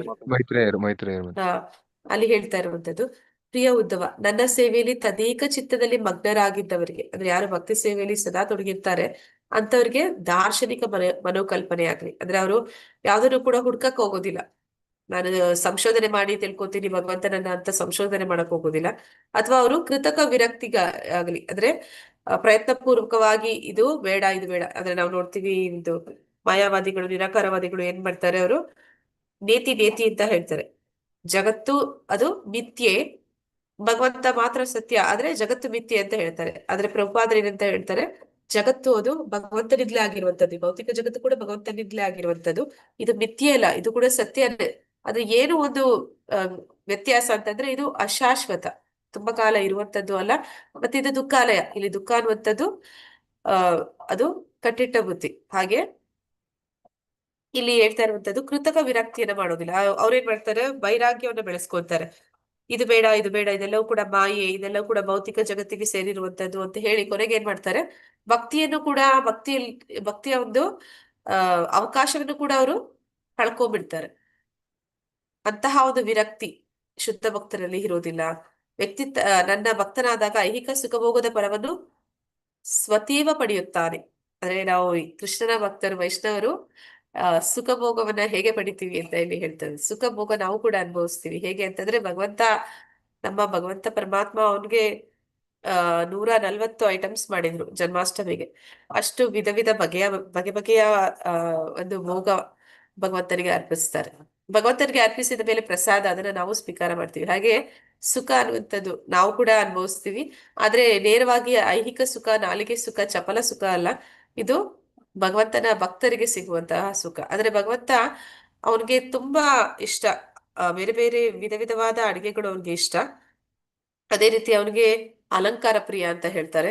ಮತ್ತೆ ಅವನು ಆಡಂಬರವಾದ ಆ ಸ್ಥಳದಲ್ಲಿ ಇರ್ತಾನೆ. ನಾವು ನೋಡ್ತೀವಿ ವಿಷ್ಣುವಿನ ಆಲಯಗಳಿರ್ಬೋದು, ತಿರುಪತಿ, ಇವೆಲ್ಲವೂ ಕೂಡ ಎಲ್ಲೇ ನೋಡಿ ಭಗವಂತನ ಒಂದು ಇರುವಂತಹ ಸ್ಥಾನ ತುಂಬಾ ವೈಭವೋಪೇತವಾಗಿರುತ್ತೆ. ಭಕ್ತರು ಎಲ್ಲಿ ಹೋಗಿ ಸೇವೆ ಮಾಡ್ತಾರೆ. ಅಂದ್ರೆ ಅರಮನೆಯಲ್ಲಿ ರಾಜ ವೈಭವೋಪೇತವಾಗಿದ್ದಾನೆ, ಅವನ ಸೇವಕನು ಕೂಡ ಸ್ವಲ್ಪ ಮಟ್ಟಿಗೆ ಅಲ್ಲಿರುವಂತಹ ಸುಖಗಳನ್ನ ಅನುಭವಿಸ್ತಾನೆ. ಹಾಗೆ ಭಕ್ತನಾದವನು ಕೂಡ ಭಗವಂತನ ಭಕ್ತಿ ಮಾಡುವಾಗ ಆ ಸುಖದ ಅನುಭವ, ಆ ಫಲವನ್ನ ಅವನು ಪಡಿತಾನೆ, ಸವಿತಾನೆ ಅಂತ ಹೇಳಿ ಹೇಳ್ತಾ ಇದ್ದಾನೆ. ಪರಮ ಸತ್ಯವನ್ನು ಅರಿತುಕೊಳ್ಳುವ ನಿಟ್ಟಿನಲ್ಲಿ ಸಾಕಷ್ಟು ಜ್ಞಾನವೂ ಕೂಡ ಅವನಿಗೆ ಸಿದ್ಧಿಸುತ್ತದೆ. ಅಂದ್ರೆ ಅವನಿಗೆ ಪರಿಶೋಧನೆ ಮಾಡಿ ಜ್ಞಾನವನ್ನ ಮಾತಾಜಿ ಮಾತಾಜಿ ತಿರುಪತಿ ಅಂದ್ರೂ ಶ್ರೀಕೃಷ್ಣನಲ್ವಾ ಮಾತಾಜಿ? ಮಾತಾಜಿ ಮಹಾವಿಷ್ಣುವಿನ ಎಲ್ಲಾ ಅವತಾರ. ದೇವಸ್ಥಾನಗಳು, ಅವತಾರಗಳು ಎಲ್ಲವೂ ಕೂಡ ಈ ರೀತಿನೇ ಇರುತ್ತೆ. ಅಂದ್ರೆ ಅಲ್ಲೆಲ್ಲ ಕೂಡ ವೈಭವ ಇರುತ್ತೆ. ಎಲ್ಲ ಕೃಷ್ಣನ ಅಲ್ಲಿ. ಮಾತಾಜಿ. ನಾರಾಯಣ, ವಿಷ್ಣು ಎಲ್ಲ ಅವತಾರಗಳು. ಅಲ್ಲ ಮಾತಾಜಿ, ಇವಾಗ ನಾವು ಪೂಜೆ ಮಾಡ್ಬೇಕಾದ್ರೆ ವೆಂಕಟೇಶ್ವರನ್ ಫೋಟೋ ಇಟ್ಟಿದೀವಿ ಅನ್ಕೊಳ್ಳಿ, ಅವಾಗ ಕೃಷ್ಣನ್ ಫೋಟೋ ಇಟ್ಟು ಎರಡು ಒಂದೇ ಅಲ್ವಾ ಮಾತಾಜಿ? ಎರಡು ಒಂದೇ ಮಾತಾಜಿ. ಅಂದ್ರೆ ಸ್ವಾಂಶ ಅವತಾರಗಳು ಬೇರೆ ಎಲ್ಲ ಒಬ್ಬರೇ. ಅವತಾರಗಳು ಬೇರೆ. ವಿಸ್ತರಣೆಗಳು. ಹ್ಮ್ ಹರೇ ಕೃಷ್ಣ ಮಾತಾಜಿ, ಧನ್ಯವಾದ. ಹೌದು. ಹರೇ ಕೃಷ್ಣ. ಏನಲ್ಲಿ ಹೇಳ್ತಿದೆ ಅಂದ್ರೆ ಅವನು ಆ ಒಂದು ಜ್ಞಾನವನ್ನ ಬೆಳೆಸ್ಕೊಳ್ಳೋ ಪ್ರಯತ್ನ ಮಾಡೋದಕ್ಕೆ ಹೋಗೋದಿಲ್ಲ. ಆದ್ರೆ ಯಾರು ತುಂಬಾ ಪ್ರಯತ್ನ ಪಟ್ಟಿ, ಈಗ ನಾವು ನೋಡ್ತೀವಿ PhD ಮಾಡಿದ್ದಾರೆ, ಸೈಂಟಿಸ್ಟ್ ಆಗಿದ್ದಾರೆ, ಏನೇನೋ ಕಂಡುಹಿಡ್ದಿದ್ದಾರೆ ಅಂತೆಲ್ಲ ಹೇಳ್ಕೊಳ್ಳುವಂತ ಜನ ಇರ್ತಾರೆ. ಆದ್ರೆ ಅವ್ರಿಗಿಂತ ಹೆಚ್ಚಿನ ಜ್ಞಾನವನ್ನ ಭಕ್ತರು ಪಡೆದಿರ್ತಾರೆ. ಆದ್ರೆ ಸದ್ದಿಲ್ದಿರೋ ಸುಮ್ನೆ ಇರ್ತಾರೆ ಅಂತ ಹೇಳ್ತೀವಿ. ಆದ್ರೆ ಅವರು ಈ ಟೆಲಿಸ್ಕೋಪ್ ಇಟ್ಕೊಳ್ಳುವಂಥದ್ದು, ಇನ್ನು ಯಾವ್ದ್ಯಾವ್ದೋ ಬೇರೆ ಗ್ರಹಗಳನ್ನ ಹುಡುಕುವಂಥದ್ದು, ಅಲ್ಲಿಗೆ ಹೋಗುವಂಥದ್ದು, ಇದನ್ನೆಲ್ಲ ಅವರು ಮಾಡ್ತಾರೆ. ಮಾಡಿ ಅವರೇ ಬೆಂತಟ್ಕೋತಾರೆ, ನನ್ನಷ್ಟು ಬುದ್ಧಿವಂತ ಇನ್ನೊಬ್ಬ ಇಲ್ಲ ಅಂತ. ಆದ್ರೆ ಮಹಾಸಿದ್ಧರು ಎಷ್ಟೋ ಜನ ಇದ್ದಾರೆ, ಯಾರು ಕಣ್ಣಿಗೂ ಬಿದ್ದಿಲ್ಲ, ಯಾರಿಗೂ ಹೇಳ್ಕೊಳ್ಳೋದಿಲ್ಲ. ಆದ್ರೆ ಅವರು ಇಂತಹ ಒಂದು ಬರೀ ಕಣ್ಣಿಗೆ ಕಾಣುವಂತಹ ಲೌಕಿಕ ಲೋಕಗಳೆಲ್ಲ, ಆಧ್ಯಾತ್ಮಿಕ ಲೋಕಗಳಿಗೂ ಪ್ರವೇಶ ಮಾಡ್ತಾರೆ. ಅಲ್ಲಿಗೂ ಕೂಡ ಅವರು ಹೋಗ್ತಾರೆ ಬರ್ತಾರೆ. ನಾರದರ ಹಾಗೆ ಇನ್ನು ಅನೇಕ ಋಷಿಮುನಿಗಳಿದ್ದಾರೆ, ಭೃಗು ಮಹರ್ಷಿಗಳು, ಇವರೆಲ್ಲರೂ ಕೂಡ ಆಧ್ಯಾತ್ಮಿಕ ಜಗತ್ತಿಗೂ ಹೋಗ್ತಾರೆ, ಭೌತಿಕ ಜಗತ್ತಿಗೂ ಹೋಗ್ತಾರೆ. ಎಲ್ಲಾ ಕಡೆ ಅವ್ರಿಗೆ ವೀಸಾ ಪಾಸ್ಪೋರ್ಟ್ ಇರುತ್ತೆ. ಹಾಗೆ ಅವ್ರು ಅಷ್ಟೆಲ್ಲ ಜ್ಞಾನವನ್ನ, ಅವರು ಅಂತಹ ಒಂದು ಶಕ್ತಿಯನ್ನ ಅವ್ರು ಪಡೆದಿರ್ತಾರೆ. ಭಗವಂತನ ಭಕ್ತರಿಗೆ ಹೆಚ್ಚಿನ ಶಕ್ತಿಯನ್ನ ಕೊಡ್ತಾನೆ ಅಂತ ಹೇಳ್ತಾರೆ. ಹಾಗೆ ಅಷ್ಟೆಲ್ಲ ಜ್ಞಾನ ಅನ್ನುವಂಥದ್ದು ಭಕ್ತರಿಗೆ ಅದು ಸ್ವಾಭಾವಿಕವಾಗಿಯೇ ಸಿಗುತ್ತೆ. ಅದಕ್ಕಾಗಿ ಅವರು ಆ ಯಾವುದೇ ಒಂದು ಪ್ರಯತ್ನವನ್ನು ಮಾಡುವ ಅವಶ್ಯಕತೆ ಇರೋದಿಲ್ಲ. ವ್ಯಕ್ತಿಯು ಭಕ್ತಿ ಸೇವೆ ಅಂದ್ರೆ ನಾವು ನೋಡ್ತೀವಿ, ಪ್ರಹ್ಲಾದ ತಾಯಿಯ ಗರ್ಭದಲ್ಲಿದ್ದಾಗಲೇ ನಾರದರಿಂದ ಎಲ್ಲ ಜ್ಞಾನವನ್ನ ಪಡೆದ ಅಂತ. ಅಂದ್ರೆ ಅವನು ಭೂಮಿಗೆ ಏನು ಹುಟ್ಟಿಲ್ಲ, ಭೂಮಿ ಮೇಲೆ ಏನಿದೆ ಹೇಗಿದೆ ಯಾವುದು ಗೊತ್ತಿಲ್ಲ, ಆಗ್ಲೇ ಅವನಿಗೆ ಎಲ್ಲಾ ವಿಚಾರ ಗೊತ್ತಿತ್ತು. ಹೇಗೆ ಗೊತ್ತಿತ್ತು ಅಂತಂದ್ರೆ ಭಗವಂತನ ಕೃಪೆಯಿಂದ. ಹಾಗೆ ಭಗವಂತನ ಭಕ್ತರಿಗೆ ಎಲ್ಲ ಪೂರ್ಣ ಜ್ಞಾನ, ಐಶ್ವರ್ಯ ಎಲ್ಲವೂ ಕೂಡ ಭಗವಂತನ ಕರುಣೆಯಿಂದ ಅದು ಸಿಕ್ಕಿರುತ್ತೆ. ಇದರಲ್ಲಿ ಹೇಳ್ತಾ ಇದ್ದಾರೆ, ವ್ಯಕ್ತಿ ಭಕ್ತಿ ಸೇವೆಯಲ್ಲಿ ಮುಂದುವರಿದವನೋ ಅಲ್ಲವೋ ಎಂಬುದರ ಪರೀಕ್ಷೆ ಇದು. ಅಂದ್ರೆ ಭಕ್ತಿಯಲ್ಲಿ ಯಾರಾದ್ರೂ ವ್ಯಕ್ತಿ ಮುಂದುವರೆದಿದ್ದಾನೆ ಅಂತಂದ್ರೆ ಅವನಿಗೆ ಎಲ್ಲ ಜ್ಞಾನನೂ ಇದೆ, ಅದೇ ಸಮಯದಲ್ಲಿ ಅವನ ಜೀವನದಲ್ಲಿ ಅಂದ್ರೆ ಭೌತಿಕವಾಗಿ ಇರ್ಬೋದು, ಆಧ್ಯಾತ್ಮಿಕವಾಗಿ ಇರ್ಬೋದು, ಅವನು ತುಂಬಾ ಮುಂದುವರೆದಿರ್ತಾನೆ. ಅವನಿಗೆಲ್ಲ ಒಳ್ಳೇದೇ ಭಗವಂತನ ಕೃಪೆಯಿಂದ ಆಗ್ತಾ ಇರುತ್ತೆ. ಭಕ್ತನು ಅಂಧಕಾರದಲ್ಲಿ ಇರಲು ಆಗುವುದಿಲ್ಲ. ಅಂದ್ರೆ ಭಕ್ತರಾದವರು ಯಾವತ್ತೂ ಕೂಡ ಅಜ್ಞಾನಿ ಅಂತೂ ಆಗೋದಕ್ಕೆ ಸಾಧ್ಯನೇ ಇಲ್ಲ ಅಂತ. ಅಂದ್ರೆ ನಾವು ನೋಡ್ತೀವಿ, ಒಂದು ಗುರು ಶಿಷ್ಯ ಪರಂಪರೆಯಲ್ಲಿ ಏನಂತ ಹೇಳ್ತಾರೆ, ಬಾಬಾಜಿಸ್ ಅಂತ ಹೇಳ್ತಾರೆ. ಅವರನ್ನ ಇಬ್ಬರು ಬಾಬಾಜಿಸ್ ಬಗ್ಗೆ ಹೇಳ್ತಾರೆ. ಒಂದು ನಮ್ಮ ಭಕ್ತಿ ಸಿದ್ಧಾಂತ ಸರಸ್ವತಿ ಠಾಕೂರ್ ಅವರ ಒಂದು ಗುರುಗಳು, ದೀಕ್ಷಾ ಗುರುಗಳು, ಅವರ ಹೆಸರು ಕೋರ್ ಕಿಶೋರ್ ದಾಸ್ ಬಾಬಾ. ಮತ್ತೆ ಅವರ ತಂದೆ ಹೆಸರು ಅಂದ್ರೆ ಭಕ್ತಿ ಸಿದ್ಧಾಂತ ಸರಸ್ವತಿ ಠಾಕೂರ್ ಅವರ ತಂದೆ ಬಂದು ಭಕ್ತಿ ವಿನೋದ್ ಠಾಕೂರ್, ಅವರ ಗುರುಗಳು ಬಂದು ಜಗನ್ನಾಥ್ ದಾಸ್ ಬಾಬಾ. ಇವರಿಬ್ರು ಕೂಡ ಅವ್ರಿಗೆ ಅಕ್ಷರ ಜ್ಞಾನ ಇರ್ಲಿಲ್ಲ ಅಂತ ಹೇಳ್ತಾರೆ. ಅವರ ಹೆಸರನ್ನೇ ಕೂಡ ಅವ್ರು ಬರೆಯೋದಕ್ಕೆ ಅವ್ರಿಗೆ ಸಾಧ್ಯ ಆಗ್ತಾ ಇರ್ಲಿಲ್ಲ ಅಂತ. ಆದ್ರೆ ಯಾಕೆ ಗುರು ಶಿಷ್ಯ ಪರಂಪರೆಯಲ್ಲಿ ಅವರನ್ನ ಅಂಗೀಕೃತ ಗುರುಗಳು ಅಂತ ಹೇಳ್ತಾರೆ ಅಂತಂದ್ರೆ, ಆಚಾರ್ಯರು ಅಂತ ಹೇಳ್ತಾರೆ ಅಂದ್ರೆ ಆ ಒಂದು ಏನಂತ ಹೇಳ್ತಾರೆ, ಬರವಣಿಗೆ ಅಥವಾ ಅಕ್ಷರ ಜ್ಞಾನ ಅನ್ನುವಂಥದ್ದೇ ಎಲ್ಲವೂ ಅಲ್ಲ. ಅದರಿಂದ ಆಚೆಗೆ ಅಪಾರವಾದ ಜ್ಞಾನ ಇದೆ. ಅದನ್ನ ನಿಜವಾಗ್ಲೂ ಕೂಡ ಭಗವಂತ ತನ್ನ ಭಕ್ತರಿಗೆ ಹೃದಯದಲ್ಲಿ ಅದನ್ನ ನೀಡ್ತಾನೆ. ಹೃದಯದ ಮೂಲಕ ಅವರಿಗೆ ಎಲ್ಲ ಜ್ಞಾನವನ್ನ ತಿಳಿಸ್ಕೊಟ್ಟಿರ್ತಾನೆ. ಅಂತಹ ಒಂದು ಗುರು ಶಿಷ್ಯ ಪರಂಪರೆಯಲ್ಲಿ ಬರುವಷ್ಟು ಜ್ಞಾನ ಅವರಲ್ಲಿ ಇತ್ತು, ಗೋರ್ಕಿಶೋರ್ ದಾಸ್ ಬಾಬಾ ಅಥವಾ ಜಗನ್ನಾಥ್ ದಾಸ್ ಬಾಬಾ ಅವ್ರ ಹತ್ರ. ಆದ್ರೆ ಅವ್ರು ಅದಕ್ಕಾಗಿ ಯಾವ್ದಾ ಶಾಲೆ ಕಾಲೇಜಿಗೆ ಹೋಗಿ ಬರೆಯೋದು ಓದೋದನ್ನ ಕಲ್ತು ತಿಳ್ಕೊಂಡಂತವ್ರು ಅಲ್ಲ. ಯಾಕಂದ್ರೆ ಭಗವಂತ ಸ್ವತಃ ದದಾಮಿ ಬುದ್ಧಿ ಯೋಗಂ ತಮ್ ಅಂತ ಹೇಳ್ತಾನೆ. ಹೃದಯದಲ್ಲಿ ಪರಮಾತ್ಮ ಚೈತ್ಯ ಗುರುವಾಗಿ ಎಲ್ಲವನ್ನ ತಿಳಿಸ್ಕೊಡ್ತಾನೆ ಅಂತ. ಹಾಗೆ ಭಕ್ತರು ಯಾವತ್ತೂ ಅವರು ಅಜ್ಞಾನಿಗಳಲ್ಲ, ಅವ್ರು ಯಾವತ್ತೂ ಅಂಧಕಾರದಲ್ಲಿ ಇರೋದಕ್ಕೆ ಸಾಧ್ಯ ಇಲ್ಲ. ಏಕೆಂದ್ರೆ ಭಗವಂತನು ಅವನಲ್ಲಿ ವಿಶೇಷ ಅನುಗ್ರಹ ತೋರಿ ಅಂತರಂಗದಲ್ಲಿದ್ದು ಜ್ಞಾನವನ್ನ ನೀಡ್ತಾನೆ. ಅಂತರಂಗದಲ್ಲಿ ಅವರು ಪರಮಾತ್ಮನಾಗಿದ್ದು ಚೈತ್ಯ ಗುರುವಾಗಿದ್ದು ಅವನು ಎಲ್ಲ ವಿಷಯಗಳನ್ನು ಅವ್ರಿಗೆ ಅರ್ಥ ಮಾಡಿಸ್ತಾನೆ. ಅಂದ್ರೆ ಭಗವಂತನ ವಿಚಾರಗಳನ್ನ, ಭಗವಂತನನ್ನ ತಿಳಿಬೇಕು ಅಂತಂದ್ರೆ ನಾವು ಪ್ರಯತ್ನ ಪೂರ್ವಕವಾಗಿ ಮಾಡಿದ್ರೆ ಸಾಧ್ಯ ಇಲ್ಲ. ಅದು ಕೃಪೆಯಿಂದ ಮಾತ್ರ ಆಗೋದಕ್ಕೆ ಸಾಧ್ಯ. ಭಗವಂತನ ಅವ್ಯಾಜ್ಯ ಕರುಣೆಯಿಂದ ಮಾತ್ರ ಸಾಧ್ಯ. ಭಗವಂತನ ಅವ್ಯಾಜ್ಯ ಕರುಣೆ ನಮ್ಗೆ ಯಾವಾಗ ಸಿಗುತ್ತೆ? ಭಕ್ತಿಪೂರ್ವಕ ಸೇವೆಯಲ್ಲಿ ನಾವು ತೊಡಗಿದಾಗ ಮಾತ್ರ ಅನ್ನೋದನ್ನ ಇಲ್ಲಿ ನೋಡ್ತಾ ಇದ್ವಿ. ಹರೇ ಕೃಷ್ಣ. ಯಾರಾದ್ರೂ ಮುಂದುವರಿಸಿ. ಹರೇ ಕೃಷ್ಣ. ನಾನು ಓದ್ತೀನಿ ಮಾತಾಜಿ, ಓದಿಲ್ಲ. ಪ್ರಭುಜಿ ಓದ್ಬಿಡಿ, ಶ್ರೀಕಾಂತ್ ಪ್ರಭುಜಿ, ಆಮೇಲೆ ಓದಿ ಮಾತಾಜಿ. ಓದಿ ಓದಿ. ಓದಿ. ಶ್ರೀಮದ್ ಭಾಗವತದ 11ನೆಯ ಸ್ಕಂದದಲ್ಲಿ 20ನೆಯ ಅಧ್ಯಾಯ ಶ್ಲೋಕ 37 ಮತ್ತು 32 ಕೃಷ್ಣನು ಉದ್ಧವನಿಗೆ ನೀಡುವ ಉಪದೇಶ ವಿವರ ಹೀಗಿದೆ. ಪ್ರಿಯ ಗೆಳೆಯ, ಕಾವ್ಯಕರ್ಮಗಳು, ತಪಸ್ಯಗಳು, ದಾರ್ಶನಿಕ ಜ್ಞಾನಾರ್ಜನೆ, ವಿರಕ್ತಿ, ಹಠಯೋಗ ಸಾಧನೆ, ದಾನ ಮೊದಲಿಂತಹ ಎಲ್ಲ ಮಂಗಳ ಕಾರ್ಯಗಳಿಂದ ಪಡೆಯುವ ಫಲವನ್ನು ನನ್ನ ಭಕ್ತರು ಎಂದರೆ ಪ್ರೇಮ ಸೇವೆಯ ಮೂಲಕ ನನ್ನಲ್ಲಿ ಅಚಲ ಪ್ರೇಮ ಬಿಟ್ಟರು ಸ್ವತೇವ ಗಳಿಸುತ್ತಾರೆ. ಇಂತಹ ಭಕ್ತರಿಗೆ ಬೇಕಾದ್ದೆಲ್ಲವೂ ಕೈಗೆಟುಕುವಂತಿರುತ್ತದೆ. ಆದರೆ ಅವರು ನನ್ನ ಭಕ್ತಿ ಸೇವೆಯೊಂದು ವಿನ ಬೇರೇನೂ ಅಪೇಕ್ಷಿಸುವುದಿಲ್ಲ. ಸ್ವರ್ಗೀಯ ಗ್ರಹಲೋಕಗಳಿಗೆ ಉನ್ನತಿ ಪಡೆಯುವಂತಹ ಲೌಕಿಕ ಲಾಭವನ್ನಾಗಲಿ, ವೈಕುಂಠ ಲೋಕ ಗಮನದಂತಹ ಆಧ್ಯಾತ್ಮಿಕ ಲಾಭವನ್ನಾಗಲಿ ಭಕ್ತರು ಅಪೇಕ್ಷಿಸಿದ್ದೇ ಆದಲ್ಲಿ ನನ್ನ ನಿರ್ವಾಜ್ಯ ಕರುಣೆಯಿಂದಾಗಿ ಅಂತಹ ಭಕ್ತರ ಅಪೇಕ್ಷೆಗಳು ಬಹು ಸುಲಭವಾಗಿ ಈಡೇರುತ್ತವೆ. ವಾಸ್ತವವಾಗಿ ಸಾಕು ಪ್ರಭುಜಿ. ಹರೇ ಕೃಷ್ಣ. ಅಂದ್ರೆ ಇಲ್ಲಿ ಶ್ರೀಮದ್ ಭಾಗವತದ 11ನೇ ಸ್ಕಂದದಲ್ಲಿ ಮುಂದುವರಿಸಿ ಅವರು ಶ್ಲೋಕ 32 ಮತ್ತೆ 33 ಹೇಳ್ತಾ ಇದ್ದಾರೆ. ಉದ್ದವನಿಗೆ ಹೇಳ್ತಾ ಇರೋದು ಕೃಷ್ಣ ಏನಂತ ಹೇಳ್ತಾ ಇದ್ದಾನೆ, ಒಂದು ಭಕ್ತಿ ಸೇವೆಯ ಮಹತ್ವವನ್ನ ಇಲ್ಲಿ ಹೇಳ್ತಾ ಇದ್ದಾನೆ. ಭಕ್ತಿ ಸೇವೆ ಅನ್ನುವಂಥದ್ದು ಯಾರಾದ್ರೂ ಕಾಮ್ಯ ಕರ್ಮಗಳು ಅಂದ್ರೆ ಯಾಗ ಯಜ್ಞಗಳನ್ನ ಮಾಡುವಂಥದ್ದು, ದಾನ ಧರ್ಮಗಳನ್ನ ಮಾಡುವಂಥದ್ದು, ಆ ರೀತಿ ಮಾಡೋದ್ರಿಂದ ನಮ್ಗೆ ಏನು ಫಲಗಳು ಸಿಗುತ್ತೆ, ಅಥವಾ ಅನೇಕ ವರ್ಷಗಳು ನಾನು ತಪಸ್ಸನ್ನ ಮಾಡಿದ್ರೆ ನಮ್ಗೆ ಏನ್ ಸಿಗುತ್ತೆ, ಅಥವಾ ವೇದಾಧ್ಯಯನವನ್ನ ಮಾಡಿದ್ರೆ ನಮ್ಗೆ ಏನು ಫಲ ಸಿಗುತ್ತೆ, ಇಲ್ಲಾಂದ್ರೆ ವಿರಕ್ತಿ, ಹಠಯೋಗ ಅಂದ್ರೆ ಅಷ್ಟಾಂಗ ಯೋಗ, ಇದನ್ನೆಲ್ಲ ಮಾಡೋದ್ರಿಂದ ನಮ್ಗೆ ಏನ್ ಸಿಗುತ್ತೆ, ದಾನದಿಂದ ನಮ್ಗೆ ಏನು ಫಲ ಸಿಗುತ್ತೆ, ಅವೆಲ್ಲ ಫಲವನ್ನ ಭಕ್ತನಾದವರು ಬರೀ ಪ್ರೇಮಪೂರ್ವಕ ಭಕ್ತಿ ಸೇವೆ ಮಾಡುವ ಮೂಲಕ ಅದನ್ನ ಪಡ್ಕೊಳ್ತಾನೆ ಅಂತ ಹೇಳಿ ಹೇಳ್ತಾ ಇದ್ದಾರೆ. ಅವನು ಯಾವುದೇ ಯಾಗ ಯಜ್ಞವನ್ನ ಅಥವಾ ತಪಸ್ಸನ್ನ ಅಥವಾ ಅಷ್ಟಾಂಗ ಯೋಗವನ್ನ ಅಥವಾ ಜ್ಞಾನಾರ್ಜನೆಗೆ ಈ ಒಂದು ವೇದಗಳ ಅಧ್ಯಯನವನ್ನ ಇದನ್ನೆಲ್ಲ ಮಾಡೋ ಅವಶ್ಯಕತೆನೇ ಇಲ್ಲ. ಅವನು ಪ್ರೀತಿಯಿಂದ ಭಗವಂತನಿಗೆ ಪ್ರತಿದಿನ ಅವನು ಏನು ಪ್ರೇಮಪೂರ್ವಕ ಸೇವೆ ಮಾಡ್ತಾ ಇದ್ದಾನೆ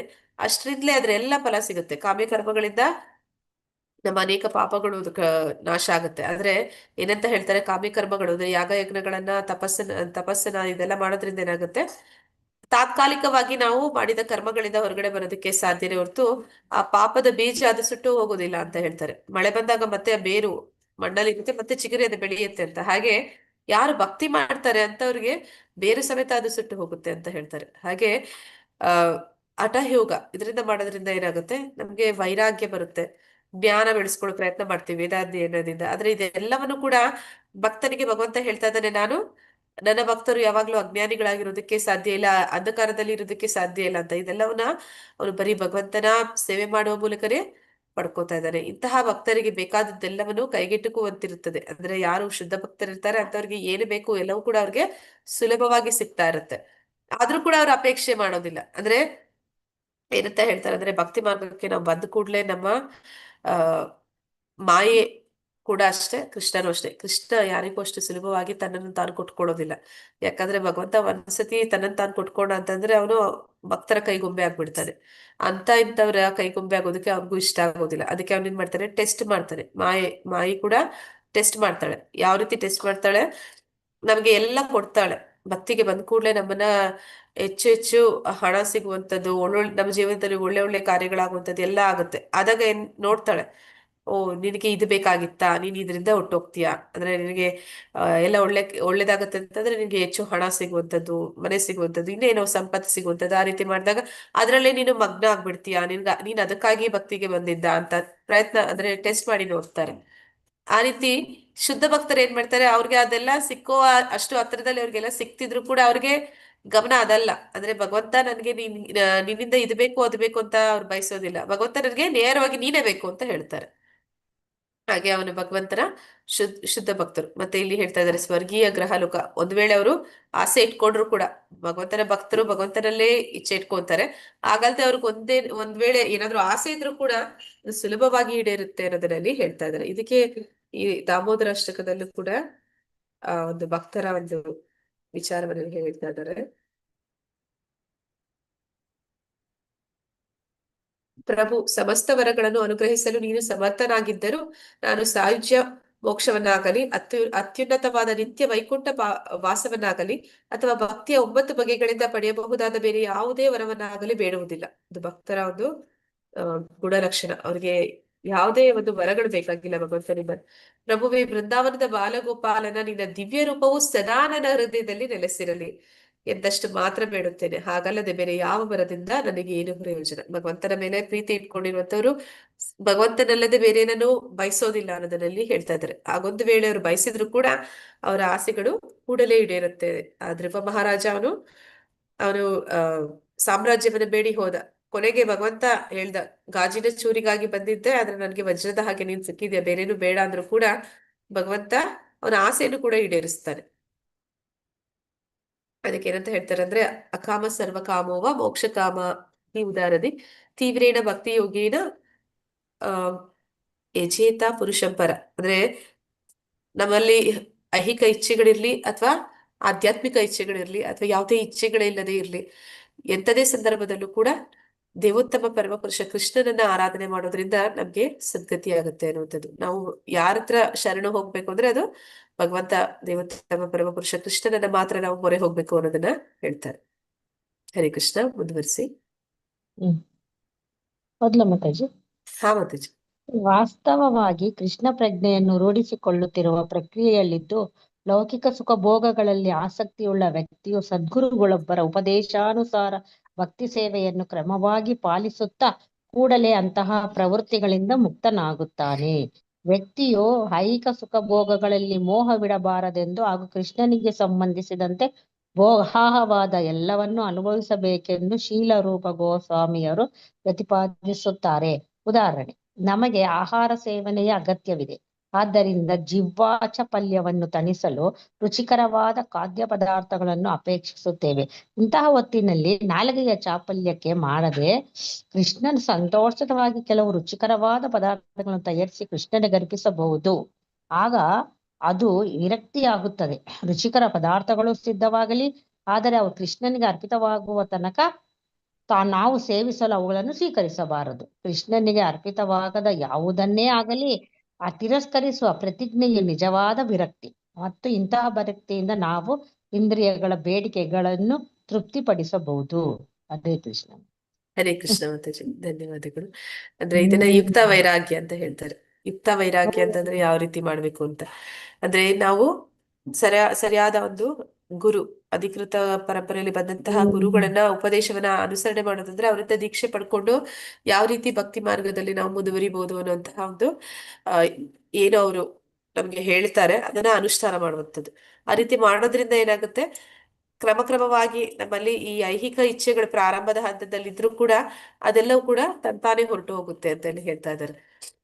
ಅದಕ್ಕೆ ಒಂದು ಉದಾಹರಣೆಯನ್ನು ಕೂಡ ಇಲ್ಲಿ ಹೇಳ್ತಾ ಇದ್ದಾರೆ. ಏನು ಆ ಉದಾಹರಣೆ ಅಂತಂದ್ರೆ, ಆ ಒಂದು ಐಹಿಕ ಇಚ್ಛೆಗಳನ್ನ ಹೇಗೆ ನಾವು ಕಳ್ಕೋಬೇಕು ಅಂತಂದ್ರೆ, ಅದಕ್ಕಿಂತ ಉತ್ತಮವಾದ ರುಚಿ ಸಿಕ್ಕಿದಾಗ ತಂತಾನೆ ಈ ಒಂದು ಲೌಕಿಕ ಇಚ್ಛೆಗಳು ಕಡಿಮೆ ಆಗುತ್ತೆ ಅಂತ. ಅಂದ್ರೆ ಭಗವಂತನಲ್ಲಿ ಪ್ರೀತಿಯನ್ನು ಬೆಳೆಸ್ಕೊಂಡಾಗ ನಮ್ಗೆ ಈ ಭೌತಿಕ ಜಗತ್ತಿನ ವ್ಯಾಮೋಹದ ಬಿಟ್ಟು ಹೋಗುತ್ತೆ ಅಂತ. ಹಾಗೆ ಅದಕ್ಕೆ ಉದಾಹರಣೆಯಾಗಿ ನಮ್ಗೆ ನಾಲಿಗೆ ಚಪಲ ಅನ್ನುವಂಥದ್ದು ಇರುತ್ತೆ. ಅಂದ್ರೆ ರುಚಿಯಾದದ್ದು, ಈಗ ಮಳೆ ಬರ್ತಾ ಇದೆ, ಚಳಿ ಆಗ್ತಾ ಇದೆ, ಏನಾದ್ರೂ ಕರಿದ ಪದಾರ್ಥ ತಿಂದ್ರೆ ಚೆನ್ನಾಗಿರುತ್ತೆ, ಆತರ ಎಲ್ಲ ಮನಸ್ಸಲ್ಲಿ ಅನ್ಸಿದ್ರೆ ವೈರಾಗ್ಯ ಬೆಳೆಸ್ಕೊಳ್ಳಿ. ಅಂದ್ರೆ ತಿನ್ಬೇಡಿ ಅಂತ ಹೇಳ್ತಾ ಇಲ್ಲ, ತಿನ್ನಿ. ಯಾವ ರೀತಿ ತಿನ್ಬೇಕು ಅದನ್ನ ಮಾಡಿ ಭಗವಂತನಿಗೆ ಅರ್ಪಣೆ ಮಾಡಿ, ಭಗವಂತ ಇದು ತುಂಬಾ ರುಚಿಯಾದದ್ದು, ಇದು ನನಗೆ ಇಷ್ಟ ಅಂತ ನಾನು ಕೊಡ್ತಾ ಇಲ್ಲ, ಇದು ರುಚಿಯಾದದ್ದು, ಇದನ್ನ ನೀನು ಸವಿ ಅಂತ ಹೇಳಿ ನಾನು ಕೊಡ್ತಾ ಇದ್ದೀನಿ ಅಂತ ಹೇಳಿ ಭಗವಂತನಿಗೆ ಕೊಟ್ಟು ಆಮೇಲೆ ಆ ಒಂದು ಪ್ರಸಾದ ಶೇಷವನ್ನ ನಾವು ಸ್ವೀಕಾರ ಮಾಡೋದ್ರಿಂದ ನಮ್ಮ ನಾಲ್ಗೆ ಕೂಡ ಅದರದ ಆಸೆಯನ್ನು ಕೂಡ ಈಡೇರುತ್ತೆ, ಚಪಲ ಕೂಡ ಈಡೇರುತ್ತೆ. ಅದೇ ಸಮಯದಲ್ಲಿ ಅಲ್ಲಿ ವಿರಕ್ತಿ ಕೂಡ ಇದೆ, ವೈರಾಗ್ಯ ಕೂಡ ಇದೆ. ಭಗವಂತನಿಗೆ ಅರ್ಪಣೆ ಮಾಡದೇ ಇರುವಂತದ್ದು ಯಾವುದನ್ನು ನಾನು ತಿನ್ನೋದಿಲ್ಲ ಅನ್ನುವಂಥದ್ದು. ಅದು ಗುರುಗಳಿಗೆ ನಾವು ಹೇಳಿದ್ದ, ಅಂದ್ರೆ ದೀಕ್ಷೆ ಸಮಯದಲ್ಲಿ ನಾವು ಹೇಳಿದೀವಿ, ಈಗ ಅದನ್ನ ನಾವು ಪಾಲನೆ ಮಾಡ್ತಾ ಇದ್ವಿ. ಅಲ್ಲಿ ವೈರಾಗ್ಯನೂ ಇದೆ, ಅದೇ ಸಮಯದಲ್ಲಿ ಭೋಗನೂ ಇದೆ. ಆದ್ರೆ ಭೋಗ ಅನ್ನುವಂಥದ್ದು ಯುಕ್ತ ವೈರಾಗ್ಯ ಅಂತ ಹೇಳ್ತಾರೆ. ಇದನ್ನ ಯುಕ್ತವಾದ ರೀತಿಯಲ್ಲಿ ನಾವು ವೈರಾಗ್ಯವನ್ನ ಮಾಡುವಂಥದ್ದು. ಮಾತಾಜಿ ನಮ್ಮ ಹಾ ಮನೇಲಿ ಪ್ರಭುಜಿ. ಜಗಳ ಆಗ್ತಾ ಇದೆ ಮಾತಾಜಿ ದಿವಸ. ಯಾಕೆ ಪ್ರಭುಜಿ? ಆ ಈರುಳ್ಳಿ ಬೆಳ್ಳುಳ್ಳಿ ಹಾಕ್ಬೇಡ್ರಿ ಅಂತ ನಾನು ಒಂದು ವಾರದಿಂದ ಕಂಡೀಷನ್ ಮಾಡಿದ್ದೀನಿ ಮಾತಾಜಿ, ಹಂಗಾಗಿ ಜಗಳ ಆಗ್ತಾ ಇದೆ ಮಾತಾಜಿ.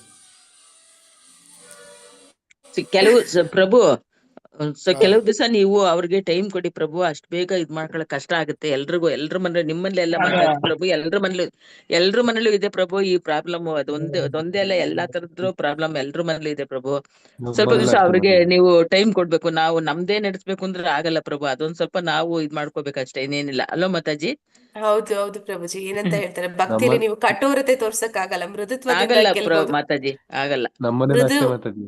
ಮೃದು ಹೃದಯದಿಂದ ಅವ್ರನ್ನ ಗೆಲ್ಲಕ್ ಸಾಧ್ಯನೇ ಹೊರತು ಕಠೋರವಾಗಿ ಹೇಳಿದ್ರಿ ಅಂದ್ರೆ ಅದು ಏನೋ ಬೇರೆ ತರ ತಿರುಗಿ ಬಿಡುತ್ತೆ. ಅದು ಯಾಕೆಂದ್ರೆ ಅಂದ್ರೆ ನಾವು ಮಾಡೋರ್ಗು ಭಕ್ತಿ ಉಪವಾಸ ಸ್ವಲ್ಪ ಕಷ್ಟ ಇರ್ಬೇಕಲ್ಲ ಇದೆ ಮಾತಾಜಿ. ಮಾತಾಜಿ. ಸೇಮ್ ಸಿಚುವೇಶನ್ ಮಾಡೋರ್ಗು ಕಷ್ಟ ಇದೆ ನಮ್ಮನೇಲಿ. ಮಾತಾಜಿ. ಪ್ರಭುಜಿ ಹಾ ಮಾಡೋರ್ಗು ಕಷ್ಟ ಇದೆ. ಅದು ಮತ್ತೆ ನಾವೆಲ್ಲ ಐಡಿಯಾ ಮಾಡ್ಕೋಬೇಕು, ಹೆಂಗ್ ಮಾಡ್ಬೇಕು, ಹೆಂಗ್ ಬರ್ಬೇಕು, ಹೆಂಗ್ ಇಡ್ಬೇಕು ಅಂತ. ಅದು ಸ್ವಲ್ಪ ಕಷ್ಟ ಇದೆ ಹೆಂಗಸರಿಗೆ ಪ್ರಭುಜಿ. ಅಲ್ಲ ಅಂದ್ರೆ ನಾವ್ ಅದು ಹಿಂಗ್ ಇಟ್ಕೊಂಡ್ ಮಾತಾಜಿ ಮಾಡೋದು, ಅವ್ರು ಅವ್ರಿಗೊಂದ್ ಊಟ ಮಾಡ್ಕೋಬೇಕು ಮಾಡ್ಲೇಬೇಕಲ್ಲ ಅನ್ನಿಸ್ತದೆ. ಮಾತಾಜಿ. ಅವ್ರು ಪ್ರಭುಜಿ ಮಾಡಿದ್ಮೇಲೆ ನಾವು ಊಟ ಮಾಡ್ಲೇಬೇಕಲ್ಲ ಮಾತಾಜಿ. ಅವ್ರು ಒಂದ್ ಕೆಲ್ಸ ನಾವ್ ಮಾಡಿದ್ಮೇಲೆ ನಾವು ಮಾಡಿ ಊಟ ಪ್ರಭುಜಿ. ಮಾಡ್ಲೇಬೇಕು. ಹಿಂಗೊಂದ್ ಮಾಡೋದು ಅಂದ್ರೆ ಕಷ್ಟ ಅಲ್ವಾ ಪ್ರಭುಜಿ?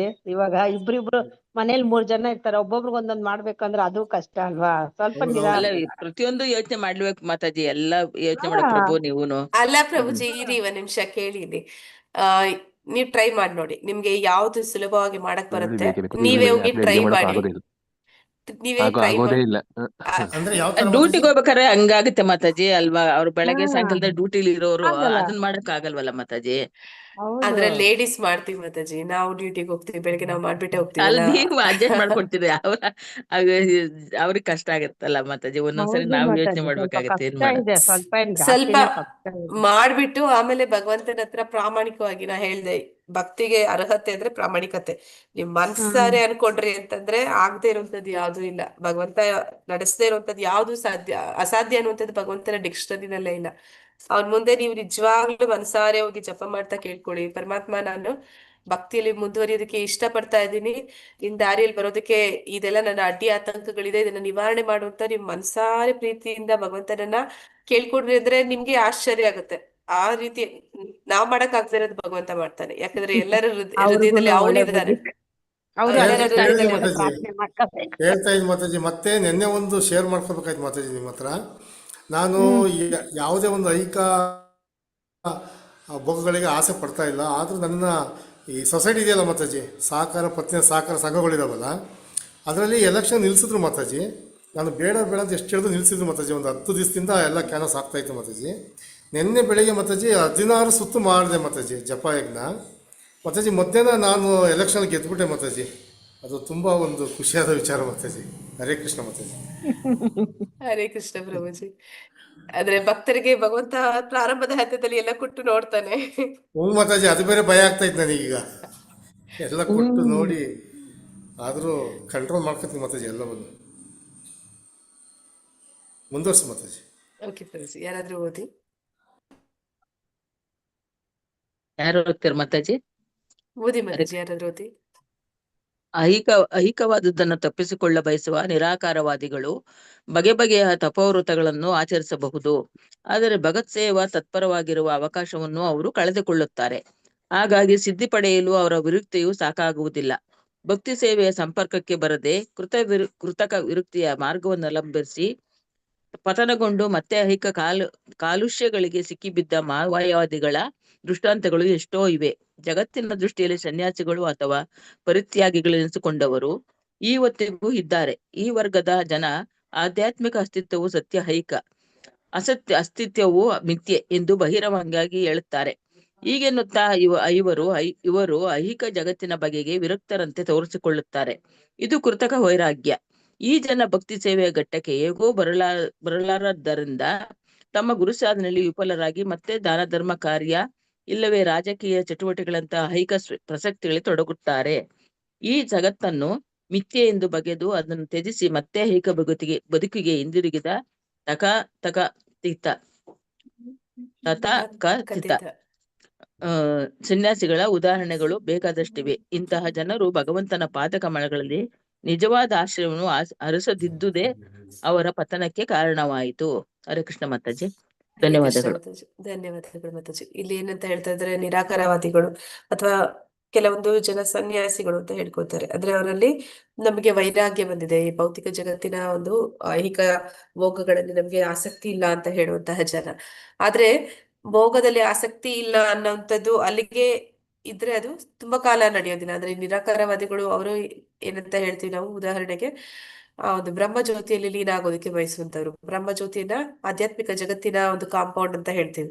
ಅಂದ್ರೆ ಅಲ್ಲಿ ಅವರಿಗೆ ಬೇರೆ ಯಾವುದೇ ವ್ಯಕ್ತಿಗಳ ಸಂಪರ್ಕನೂ ಇಲ್ಲ, ಅಲ್ಲಿ ಭಗವಂತನ ಸಂಪರ್ಕನೂ ಇಲ್ಲ. ಅವರೇ ಒಂಟಿಯಾಗಿ ಅಲ್ಲಿ ಕೂತು ತುಂಬಾ ದಿನ ಇರೋದಕ್ಕಾಗದೆ ಏನ್ ಮಾಡ್ತಾರೆ, ಮತ್ತೆ ವಾಪಸ್ ಅವ್ರಿಗೆ ಗೊತ್ತಿರುವಂತದ್ದೇನು, ಮುಂದೆ ಇರುವಂತಹ ಆಧ್ಯಾತ್ಮಿಕ ಜಗತ್ತು ವೈಕುಂಠ ಲೋಕಗಳ ಬಗ್ಗೆ ಅವ್ರಿಗೆ ಯಾವುದೇ ವಿಚಾರ ಗೊತ್ತಿಲ್ಲ. ಯಾಕೆ ಗೊತ್ತಿಲ್ಲ ಅಂತಂದ್ರೆ ಭಕ್ತಿ ಮಾಡಿಲ್ಲ. ಭಕ್ತಿ ಮಾಡದೇ ಇರೋರ್ಗೆ ಆ ಜ್ಞಾನ ಅದು ಸಿಗೋದಿಲ್ಲ.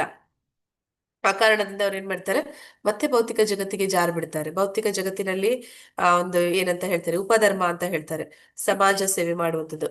ಇದನ್ನೇ ಭಾಗವತದಲ್ಲಿ ಪೂರ್ತ ಅಂತ ಕರೀತಾರೆ. ಅಂದ್ರೆ ಸಮಾಜ ಸೇವೆ ಮಾಡುವಂಥದ್ದು, ಕೆರೆಗಳನ್ನ ಬಾವಿಗಳನ್ನ ತೋಡಿಸುವಂಥದ್ದು, ಮತ್ತೆ ಅನಾಥರಿಗೆ ಅಥವಾ ಈ ಒಂದು ಏನಂತ ಹೇಳ್ತಾರೆ ಧರ್ಮಛತ್ರಗಳನ್ನ ಕಟ್ಟಿಸುವಂಥದ್ದು. ಈ ರೀತಿ ಸಮಾಜ ಕಲ್ಯಾಣ ಕಾರ್ಯಗಳು ಅಂತ ಹೇಳೋ ರೀತಿಯಲ್ಲಿ ಆ ಸನ್ಯಾಸವನ್ನ ಬಿಟ್ಟು ಬಿಡ್ತಾರೆ. ಅಂದ್ರೆ ಆ ವೈರಾಗ್ಯ ಅಲ್ಲಿಗೆ ಹೋಯ್ತು. ಯಾಕೆ ಹೋಯ್ತು ಅಂತಂದ್ರೆ ಅವರ ಹೃದಯದಲ್ಲಿ ಅವರು ಭಗವಂತನಿಗೆ ಸ್ಥಾನ ಕೊಡ್ಲಿಲ್ಲ. ಭಗವಂತನಿಗೆ ಸ್ಥಾನ ಕೊಟ್ಟಿದ್ರೆ ಅವನು ಮತ್ತೆ ಈ ಒಂದು ಭೌತಿಕ ಜಗತ್ತಿನ ಬಂಧನದಿಂದ ಬಿಡುಗಡೆ ಪಡಿತಿದ್ದ. ಆದ್ರೆ ಇವನೇನ್ ಮಾಡ್ಕೊಂಡ, ಮತ್ತೆ ಬಂಧನದಲ್ಲಿ ಸಿಲುಕೊಂಡ ಅನ್ನುವಂಥದ್ದನ್ನಲ್ಲಿ ಹೇಳ್ತಾ ಇದ್ದಾರೆ. ಅಂದ್ರೆ ಅವರ ವಿರಕ್ತಿ ಅನ್ನುವಂಥದ್ದು ಅದೊಂದು ಕೃತಕವಾದದ್ದು ಅಂತ. ಅದು ಏನಂತ ಹೇಳ್ತಾರೆ, ಪ್ರಯತ್ನ ಪೂರ್ವಕವಾಗಿ ಅವನು ಮಾಡ್ತಾ ಇದ್ದಾನೆ.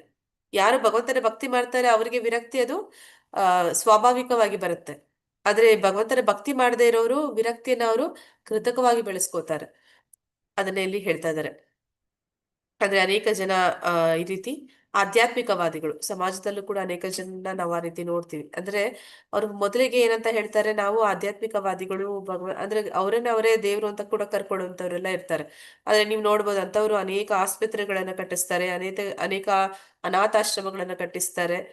ಅಂದ್ರೆ ಲೋಕ ಸಮಾಜ ಕಲ್ಯಾಣಕ್ಕೆ ಕೆಲಸ ನಾವು ಮಾಡ್ತೀವಿ ಅಂತ ಹೇಳ್ತಾರೆ. ಅಂದ್ರೆ ಸನ್ಯಾಸಿಗಳು ಅಂತಂದ್ರೆ ಅವ್ರೇನ್ ಮಾಡ್ತಾರೆ, ಭೌತಿಕ ಬಂಧನಗಳಿಂದ ಅವ್ರಿಗೆ ಪರಿಪೂರ್ಣವಾಗಿ ಬಿಡುಗಡೆ ಆಗಿರುತ್ತೆ. ಮತ್ತೆ ಆಧ್ಯಾತ್ಮಿಕ ವಿಚಾರಗಳಲ್ಲಿ ಅವರು ಪರಿಪೂರ್ಣವಾಗಿ ಮಗ್ನರಾಗಿರ್ತಾರೆ. ಆಧ್ಯಾತ್ಮಿಕ ವಿಚಾರ ಅಂದ್ರೆ ಭಗವಂತನ ಭಕ್ತಿ ಕಾರ್ಯದಲ್ಲಿ ಯಾರು ತೊಡಗಿರ್ತಾರೆ ಅಂತವ್ರು ಭೌತಿಕ ಬಂಧನದಲ್ಲಿ ಮತ್ತೆ ಸಿಲ್ಕೋದಿಲ್ಲ. ಆದ್ರೆ ಯಾರು ಆ ರೀತಿ ಭಗವಂತನಲ್ಲಿ ಪ್ರೇಮವನ್ನ ಭಕ್ತಿನ ಬೆಳೆಸ್ಕೊಳ್ಳೋದಿಲ್ಲ ಅಂತವ್ರು ತುಂಬಾ ಕಾಲ ಕೃತಕ ವೈರಾಗ್ಯವನ್ನ ಅವರು ಸಾಧಿಸೋದಕ್ಕೆ ಆಗೋದಿಲ್ಲ ಅನ್ನೋದನ್ನಲ್ಲಿ ಹೇಳ್ತಾ ಇದ್ದಾರೆ. ಯಾರಾದ್ರೂ ಉದಾಹರಣೆಗಳಿದೆಯಾ ಸನ್ಯಾಸಿಗಳು ಅಂತ ಹೇಳ್ಕೊಳ್ಳುವಂತವ್ರು? ಕೊನೆಗೆ ಸ್ವಲ್ಪ ಜನ ಸಂಸಾರಿಗಳು ಕೂಡ ಹೋಗಿರೋದು ಕೇಳಿದ್ದೀನಿ ಅಷ್ಟೇ, ಸನ್ಯಾಸಿಗಳು. ಹಾ ಪ್ರಭುಜಿ.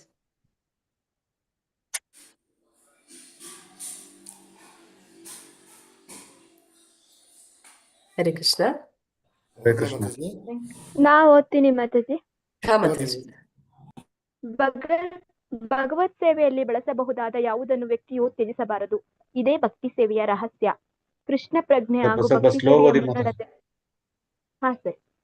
ಕೃಷ್ಣ ಪ್ರಜ್ಞೆ ಹಾಗೂ ಭಕ್ತಿ ಸೇವೆಯ ಮುನ್ನಡೆಗೆ ಬಳಸಬಹುದಾದ ಪ್ರತಿಯೊಂದನ್ನು ಸ್ವೀಕರಿಸಬೇಕು. ಉದಾಹರಣೆಗೆ, ನಮ್ಮ ಈ ಕೃಷ್ಣ ಪ್ರಜ್ಞಾ ಚಳುವಳಿಯನ್ನು ಪ್ರಗತಿ ಮಾರ್ಗದಲ್ಲೊಯ್ಯಲು ನಾವು ಈ ಹೊತ್ತು ಬಹುತೇರನ ಯಂತ್ರಗಳನ್ನು ಬಳಸುತ್ತಿದ್ದೇವೆ. ಬೆರಳಚ್ಚು ಯಂತ್ರಗಳು, ಯಥೋಕ್ತ ಲಿಪಿ ಯಂತ್ರಗಳು, ಧ್ವನಿ ಮುದ್ರಕಗಳು, ಧ್ವನಿವರ್ಧಕಗಳು ಮತ್ತು ವಿಮಾನಗಳಂತಹ ಉಪಕರಣಗಳನ್ನು ನಾವಿಂದು ಬಳಸುತ್ತಿರುವೆವು. ಐಹಿಕ ನಾಗರಿಕತೆಯನ್ನು ನೀವು ಹೀಗೆಳೆಯುತ್ತೀರಿ, ಆದರೂ ಲೌಕಿಕ ಉಪಕರಣಗಳನ್ನು ಬಳಸುತ್ತೀರಿ ಹೀಗೇಕೆ ಎಂದು ಜನ ನಮ್ಮನ್ನು ಆಗಾಗ ಪ್ರಶ್ನಿಸುವುದುಂಟು. ವಾಸ್ತವವಾಗಿ ನಾವು ನಾಗರಿಕತೆಯನ್ನೇನೂ ಹಳೆಯುತ್ತಿಲ್ಲ. ಎಲ್ಲವನ್ನೂ ಕೃಷ್ಣ ಪ್ರಜ್ಞಾಭಾವದಲ್ಲಿದ್ದು ಮಾಡಬೇಕೆಂದು ಜನರಿಗೆ ನಾವು ಹೇಳುತ್ತಿದ್ದೇವೆ ಅಷ್ಟೇ. ಅವನಲ್ಲಿದ್ದ ಯುದ್ಧ ಸಾಮರ್ಥ್ಯವನ್ನು ಭಕ್ತಿ ಸೇವಾ ಮನೋಭಾವದಲ್ಲಿ ಬಳಸಿಕೊಳ್ಳಬೇಕೆಂದು ಭಗವಾನ್ ಕೃಷ್ಣನು ಅರ್ಜುನನಿಗೆ ಹೇಳಿದ್ದರ ಹಿಂದಿನ ತತ್ವವು ಇದೇ ಆಗಿದೆ. ಅದೇ ರೀತಿ ಈ ಮೊದಲು ಹೆಸರಿಸಲಾದ ಯಂತ್ರಗಳನ್ನು ನಾವು ಕೃಷ್ಣ ಸೇವೆಗಾಗಿ ಬಳಸಿಕೊಳ್ಳುತ್ತಿದ್ದೇವೆ. ಕೃಷ್ಣನಲ್ಲಿಡುವ ಈ ತೆರನ ಪ್ರೇಮ ಭಾವದಿಂದ ಎಂದರೆ ಕೃಷ್ಣ ಪ್ರಜ್ಞೆಯಿಂದ ನಾವು ಎಲ್ಲವನ್ನೂ ಒಪ್ಪಿ ಸ್ವೀಕರಿಸಬಹುದಾಗಿದೆ. ನಮ್ಮ ಕೃಷ್ಣ ಪ್ರಜ್ಞಾ ಚಳುವಳಿಯ ಮುನ್ನಡೆಗಾಗಿ ಬೆರಳಚ್ಚು ಯಂತ್ರವನ್ನು ಬಳಸಿಕೊಳ್ಳಬಹುದಾದರೆ ನಾವು ಆ ಯಂತ್ರವನ್ನು ಬಿಡದೆ ಬಳಸಿಕೊಳ್ಳಲೇಬೇಕು. ಅದೇ ರೀತಿ ಯಥೋಕ್ತ ಲಿಪಿ ಯಂತ್ರವನ್ನು ಅಥವಾ ಇನ್ನು ಯಾವುದೇ ಯಂತ್ರವನ್ನು ಬಳಸಲೇಬೇಕು. ಕೃಷ್ಣನೇ ಸರ್ವಸ್ವವೆಂಬುದು ನಮ್ಮ ದೃಷ್ಟಿ. ಕಾರ್ಯ ಹಾಗೂ ಕಾರಣ ಎರಡೂ ಕೃಷ್ಣನೇ ಆಗಿದ್ದಾನೆ. ಯಾವುದೂ ನಮಗೆ ಸೇರಿದ್ದಲ್ಲ. ಕೃಷ್ಣನ ವಸ್ತುಗಳನ್ನು ಕೃಷ್ಣನ ಸೇವೆಯಲ್ಲಿ ಉಪಯೋಗಿಸಬೇಕು. ಇದು ನಮ್ಮ ದೃಷ್ಟಿ. ಹರೇ ಕೃಷ್ಣ ಮಾತಾಜಿ. ಹರೇ ಕೃಷ್ಣ ಮಾತಾಜಿ, ಧನ್ಯವಾದಗಳು. ಸೊ ಇಲ್ಲಿ ಯುಕ್ತ ವೈರಾಗ್ಯ, ಫಾಲ್ತು ವೈರಾಗ್ಯದ ಬಗ್ಗೆ ಪ್ರಭುಪಾದರು ಹೇಳ್ತಾ ಇದ್ದಾರೆ. ಯುಕ್ತ ವೈರಾಗ್ಯ ಅಂತಂದ್ರೆ ಯಾವುದು ಭಗವಂತನಿಗೆ ಸಂಬಂಧಪಟ್ಟಿಲ್ಲ ಅದು ನಾವು ಸ್ವೀಕಾರ ಮಾಡಬಾರ್ದು. ಅಂದ್ರೆ ಭಗವಂತನಿಗೆ ಅರ್ಪಣೆ ಆಗದೆ ಇರುವಂತದ್ದು ಅದನ್ನ ನಾವು ಸ್ವೀಕರಿಸಬಾರ್ದು. ಆದ್ರೆ ಭಗವಂತನಿಗೆ ಭಕ್ತಿ ಸೇವೆಯಲ್ಲಿ ಯಾವ್ದೆಲ್ಲ ನಾವು ಭಗವಂತನಿಗೆ ಅರ್ಪಿಸೋದಕ್ಕೆ ಸಾಧ್ಯ ಇದೆ ಅದನ್ನ ನಾವು ಭಕ್ತಿಯ ಒಂದು ವಿಚಾರದಲ್ಲಿ ಅದನ್ನ ಉಪಯೋಗಿಸ್ಬೇಕು ಅನ್ನೋದನ್ನ ಇಲ್ಲಿ ಪ್ರಭುಪಾದರು ಹೇಳ್ತಾ ಇದ್ದಾರೆ. ಅಂದ್ರೆ ಪ್ರಭುಪಾದರು ಈ ಒಂದು ಫ್ಯಾಕ್ಟ್ರಿ ಮತ್ತೆ ಈ ಒಂದು ಏನಂತ ಹೇಳ್ತಾರೆ ಕಾರ್ಖಾನೆಗಳು ಇವುಗಳನ್ನೆಲ್ಲ ಅವರು ಅಂದ್ರೆ ಅವರ ಒಂದು ಪ್ರವಚನಗಳಲ್ಲಿ ಅವರು ಅದನ್ನ ಹೇಳ್ತಾ ಇದ್ರು. ಇದೆಲ್ಲವೂ ಕೂಡ ಮನುಷ್ಯ ಜನ್ಮವನ್ನ ಅಂದ್ರೆ ಮನುಷ್ಯರ ಜೀವನವನ್ನ ಹಾಳು ಮಾಡೋದಕ್ಕೆ ಬಂದಿರುವಂತದ್ದು. ನಮಗೆ ಒಂದಷ್ಟು ಜಾಗ, ಒಂದು ಹಸು ಇದ್ರೆ ಸಾಕು, ಒಬ್ಬ ವ್ಯಕ್ತಿ ಅವನು ಸುಖವಾದ ಜೀವನ ಮಾಡಬಹುದು. ತನಗೆ ಅವಶ್ಯಕತೆಗೆ ಏನ್ ಬೇಕೋ ಅದನ್ನ ಪೂರೈಸ್ಕೊಳ್ಳೋದಕ್ಕೆ ತಾನೇ ಆಹಾರ ಧಾನ್ಯವನ್ನು ಬೆಳ್ಕೋಬಹುದು. ಹಸು ಇದ್ರೆ ಹಾಲು ಪಡಿಬಹುದು. ಈ ರೀತಿ ಒಂದು ಸಿಂಪಲ್ ಲಿವಿಂಗ್, ಹೈ ಥಿಂಕಿಂಗ್ ಜೀವನ ಮಾಡೋದಕ್ಕೆ ಸಾಧ್ಯ ಇದೆ ಅಂತ ಹೇಳ್ತಾರೆ. ಅದನ್ನ ಕೇಳಿ ಜನ ಏನಂತ ಹೇಳ್ತಾರೆ ಅಂದ್ರೆ, ನೀವ್ ಯಾವಾಗ್ಲೂ ನಾಗರಿಕತೆಗೆ ಅಂದ್ರೆ ಈ ಒಂದು ಐಹಿಕ ನಾಗರಿಕತೆನ ಬೇಡ ಅಂತ ಹೇಳೋರಾಯ್ತಲ್ವಾ? ಹಾಗಿದ್ರೆ ಮತ್ತೆ ಯಾಕೆ ಈ ಟೈಪ್ ರೈಟರ್? ಅಂದ್ರೆ ಪ್ರಭುಪಾದ್ರು ಆ ಒಂದು ಅವರಿದ್ದಂತ ಸಮಯದಲ್ಲಿ ಏನ್ ಮಾಡ್ತಿದ್ರು, ನಿಮ್ದು ರೆಕಾರ್ಡಿಂಗ್ ಮಾಡುವಂತದ್ದು, ಟೈಪ್ ರೈಟಿಂಗ್ ಮಾಡುವಂತದ್ದು, ಈ ರೀತಿ ಎಲ್ಲ ಯಂತ್ರಗಳನ್ನ ಬಳಸ್ತಿದ್ರು. ಅದಕ್ಕೆ ಅವ್ರು ಹೇಳ್ತಾರೆ, ನೀವು ಇದೆಲ್ಲ ಬೇಡ ಅಂತ ಹೇಳುವಂತವ್ರು, ಕಾರ್ಖಾನೆ ಅನ್ನುವಂಥದ್ದು ಈ ರೀತಿ ಮಿಷಿನ್ಗಳು ಅದೆಲ್ಲ ಬೇಡ ಅಂತ ಹೇಳೋರು, ಮತ್ತೆ ಯಾಕೆ ಏರೋಪ್ಲೇನ್ ಎಲ್ಲ ಬಳಸ್ತೀರಿ, ಇದೆಲ್ಲ ಯಾಕೆ ಬಳಸ್ತೀರಿ ಅಂತ ಪ್ರಶ್ನೆ ಮಾಡ್ತಾರೆ. ಅದಕ್ಕೆ ಪ್ರಭುಪಾದರು ಹೇಳ್ತಿರುವಂತದ್ದು, ನಾವು ಇದನ್ನೆಲ್ಲ ಬೇಡ ಅಂತ ಹೇಳ್ತೀನ, ಆದ್ರೆ ಇದನ್ನ ನಾವು ಸರಿಯಾದ ರೀತಿಯಲ್ಲಿ ಬಳಕೆ ಮಾಡ್ಕೋಬಹುದು. ಯುಕ್ತ ವೈರಾಗ್ಯ ಅಂದ್ರೆ ನಾವು ಅದನ್ನ ಭಗವಂತನ ಭಕ್ತಿ ಕಾರ್ಯದಲ್ಲಿ ನಾವು ಬಳಸ್ಬಹುದು. ಆದ್ರೆ ನಾವು ಐಹಿಕ ಭೋಗಕ್ಕಾಗಿ ಬಳಸಿದ್ವಿ ಅಂತಂದ್ರೆ ಅದು ಏನಂತ ಹೇಳ್ತಾರೆ, ಅದು ಸುಮ್ನೆ ನಾವು ನಮ್ಮ ಮೇಲೆ ಹೇರಿಕೊಳ್ಳುವಂತದ್ದು ಏನಂತ ಹೇಳ್ತಾರೆ, ಕಷ್ಟಗಳಷ್ಟೇ. ಅಂದ್ರೆ ಫ್ಯಾಕ್ಟ್ರಿಗಳಲ್ಲಿ ಎಷ್ಟು ಓವರ್ ಟೈಮ್ ಮಾಡಿ ಜನ ಈ ಯಂತ್ರೋಪಕರಣಗಳನ್ನ ಬಳಸಿ ಏನೇನೋ ಪ್ರಾಡಕ್ಟ್ಸ್ ನ ಅವರು ಇದ್ ಮಾಡ್ತಾ ಇರ್ತಾರೆ, ಆವಿಷ್ಕಾರ ಮಾಡ್ತಾ ಇರ್ತಾರೆ. ಮತ್ತೆ ಅಲ್ಲೆಲ್ಲ ಮಿಷಿನ್ಗಳೇ ಬಂದಿರುತ್ತೆ. ಹಾಗಾಗಿ ಜನರಿಗೂ ಕೂಡ ಹೆಚ್ಚು ಮಾಡೋದಕ್ಕೆ ಕೆಲಸ ಇರೋದಿಲ್ಲ. ಇಂತಹ ಒಂದು ಏನು ರೂಢಿ ಇದೆ ಅದನ್ನ ಪ್ರಭುಪಾದರು ಅವರು ಧಿಕ್ಕರಿಸ್ತಾ ಇದ್ರು. ಆದ್ರೆ ಅಂತ ಅದೇ ಸಮಯದಲ್ಲಿ ಈಗ ನಾವು ಕೂಡ ಈ ಒಂದು ಭಗವಂತನ ಜ್ಞಾನವನ್ನು ತಿಳ್ಕೊಳ್ಳೋದಕ್ಕೆ ಈ ಗೂಗಲ್ ಇದೆಲ್ಲ ಯೂಸ್ ಮಾಡ್ತೀವಿ, ಝೂಮ್ ಯೂಸ್ ಮಾಡ್ತೀವಿ, ಸಾಫ್ಟ್ವೇರ್ಗಳನ್ನ ಯೂಸ್ ಮಾಡ್ತೀವಿ, ಅದೇ ರೀತಿ ಲ್ಯಾಪ್ಟಾಪ್, ಫೋನ್ ಇದನ್ನೆಲ್ಲ ಯೂಸ್ ಮಾಡ್ತೀವಿ. ಆದ್ರೆ ಇದೆಲ್ಲವೂ ಕೂಡ ಐಹಿಕವಾದ ಒಂದು ಯಂತ್ರಗಳೇ. ಆದ್ರೂ ಕೂಡ ಅದನ್ನ ನಾವು ಭಗವಂತನ ಕಾರ್ಯಕ್ಕಾಗಿ ಬಳಸಿದಾಗ ಅದು ಐಹಿಕವಾಗಿ ಉಳಿಯೋದಿಲ್ಲ, ಅದು ಕೂಡ ಆಧ್ಯಾತ್ಮಿಕವಾದದ್ದು ಆಗುತ್ತೆ ಅಂತ ಇಲ್ಲಿ ಹೇಳ್ತಾ ಇದ್ದಾರೆ. ಅದನ್ನೇ ಇಲ್ಲಿ ಹೇಳ್ತಾ ಇರುವಂತದ್ದು. ಅಂತಹ ಒಂದು ಸಾಧನೆಗಳನ್ನ ನಾವು ಐಹಿಕ ಅಂತ ಹೇಳಿ ಅದನ್ನ ನಾವು ಬಿಟ್ಟರೆ, ಅದನ್ನ ನಾವು ಸದ್ಬಳಕೆ ಮಾಡ್ಕೊಳ್ಳಿಲ್ಲ ಅಂತಂದ್ರೆ ಅದನ್ನ ಫಾಲ್ತು ವೈರಾಗ್ಯ ಅಂತ ಅಲ್ಲಿ ಕರೀತಾರೆ.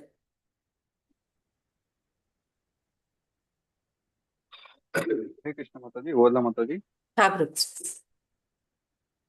ಹೀಗೆಂದ ಮಾತ್ರಕ್ಕೆ ಭಕ್ತಿ ಸೇವೆಯ ತತ್ವಗಳನ್ನು ನಾವು ಬಿಟ್ಟು ಕೊಡಬಹುದೆಂದಾಗಲಿ ಅಥವಾ ಭಕ್ತಿ ಸೇವಾ ಕಾರ್ಯಕ್ಕೆ ವಿಧಿಸಲಾದ ನಿಯಮ ನಿಷೇಧಗಳನ್ನು ಆಲಕ್ಷಿಸಬೇಕೆಂದಾಗಲಿ ಅರ್ಥವಲ್ಲ.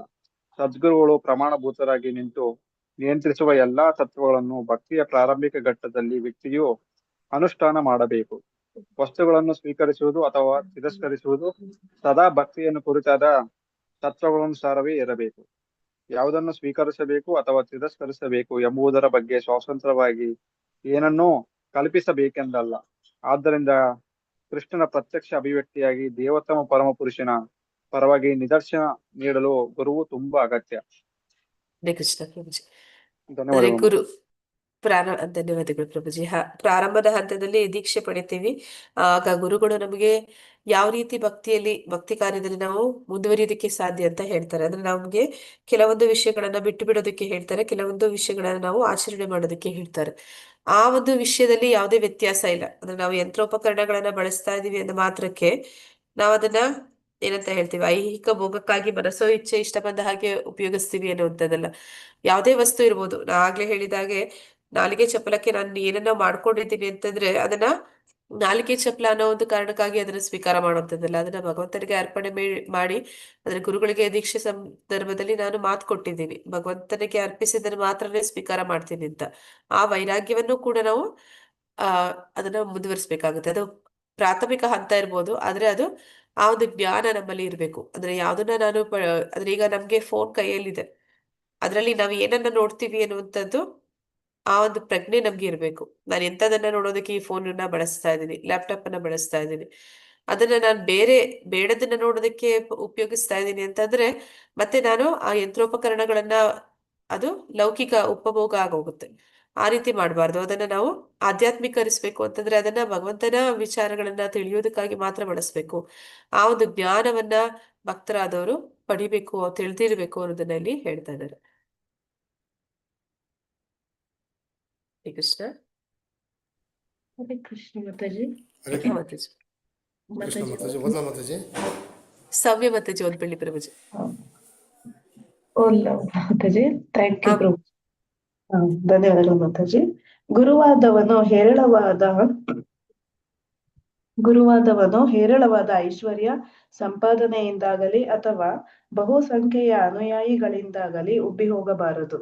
ಸದ್ಗುರುವು ಹಾಗೆಂದಿಗೂ ಮಾಡುವನು. ಆದರೆ ಕೆಲವು ಮಾಡನು. ಸಲ ಮಾತಾಜಿ ಹಾಗೆಂದು ಮಾಡನು. ಹಾಗೆಂದು ಮಾಡನು. ಆದರೆ ಕೆಲವು ಸಲ ಎಂದರೆ ಗುರುವೆನಿಸಿಕೊಂಡವನು ಸೂಕ್ತ ಅಧಿಕಾರವಿಲ್ಲದೆ ತನ್ನಂತೆ ತಾನೇ ಗುರುವಾದಾಗ ಹೇರಳ ಐಶ್ವರ್ಯದಿಂದ ಅಥವಾ ಬಹುಜನ ಶಿಷ್ಯರಿಂದ ಉಬ್ಬಿ ಹೋಗುವ ಸಂಭವವಿದೆ. ಇಂತಹ ಗುರುವಿನದು ಅಷ್ಟು ಉತ್ತಮ ದರ್ಜೆಯ ಭಕ್ತಿ ಸೇವೆಯಲ್ಲ. ಇಂತಹ ಸಾಧನೆಗಳಿಂದ ಉಬ್ಬಿ ಬೀಗಿದರೆ ಆ ಗುರುವಿನ ಭಕ್ತಿ ಸೇವೆಯು ಕುಂಠಿತವಾಗುತ್ತದೆ. ಆದ್ದರಿಂದ ಗುರುವಾದವನು ಗುರು ಶಿಷ್ಯ ಪರಂಪರೆಯ ತತ್ವಕ್ಕೆ ಭದ್ರವಾಗಿ ಅಂಟಿಕೊಂಡಿರಬೇಕು. ಹರೇ ಕೃಷ್ಣ ಮಾತಾಜಿ. ಮಾತಾಜಿ ಧನ್ಯವಾದಗಳು. ಧನ್ಯವಾದಗಳು. ಶಿಷ್ಟಾಷ್ಟಕದಲ್ಲಿ ಬರುವಂತ ಕೊನೆಯ ಒಂದು ಶ್ಲೋಕ ನೆನಪಿದೆಯಾ ಯಾರಿಗಾದ್ರೂ? ಹರೇ ಕೃಷ್ಣ.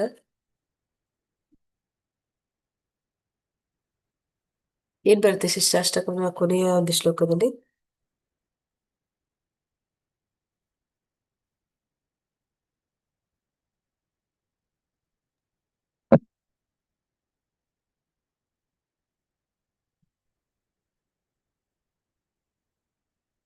ಮಾತಾಜಿ ಬೈ ಹ್ಯಾಟ್ ಮಾಡಿಲ್ಲ ಮಾತಾಜಿ. ನನಗೂ ಬರ್ತೀವಿ ಸಡನ್ ಆಗಿ.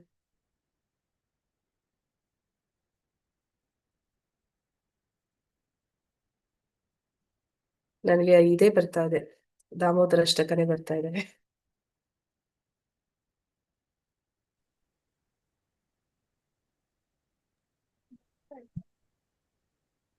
ಶಿಷ್ಟಾಷ್ಟಕದಲ್ಲಿ ಕೊನೆಯಲ್ಲಿ ಏನ್ ಹೇಳ್ತಾರೆ ಭಗವಂತ? ಮಾತಾಜಿ ಅಶ್ಲಿಷಾವಾಪಾದ ರತಂಪಿ ನಶ್ನು ಮಾಂ ಅದರ್ಶನಾನ್ ಮರ್ಮಹತಾಂ ಕರೋತು ಮಾಂ ಯಥಾ ತಥಾವ ವಿದಧಾತು ಮತ್ಪ್ರಾಣನಾಥಸ್ತು ನಾಪರ. ಏನದ್ರ ಅರ್ಥ ಅಂತಂದ್ರೆ ಅಲ್ಲಿ ಕೃಷ್ಣನಲ್ಲದೆ ಬೇರೆ ಯಾರನ್ನೂ ನನ್ನ ಸ್ವಾಮಿಯಾಗಿ ನಾನರಿಯೆ. ನನ್ನನ್ನು ಒರಟಾಗಿ ಬಿಗಿದಪ್ಪಿ ಬಾಧಿಸಿದರು ಅವನು ನನ್ನ ಸ್ವಾಮಿಯೇ, ಅಥವಾ ನನ್ನ ಮುಂದೆ ಪ್ರತ್ಯಕ್ಷನಾಗದೆ ನನ್ನನ್ನು ಇದಲ್ಲ. ಇನ್ನೊಂದು ಬರುತ್ತದೆ,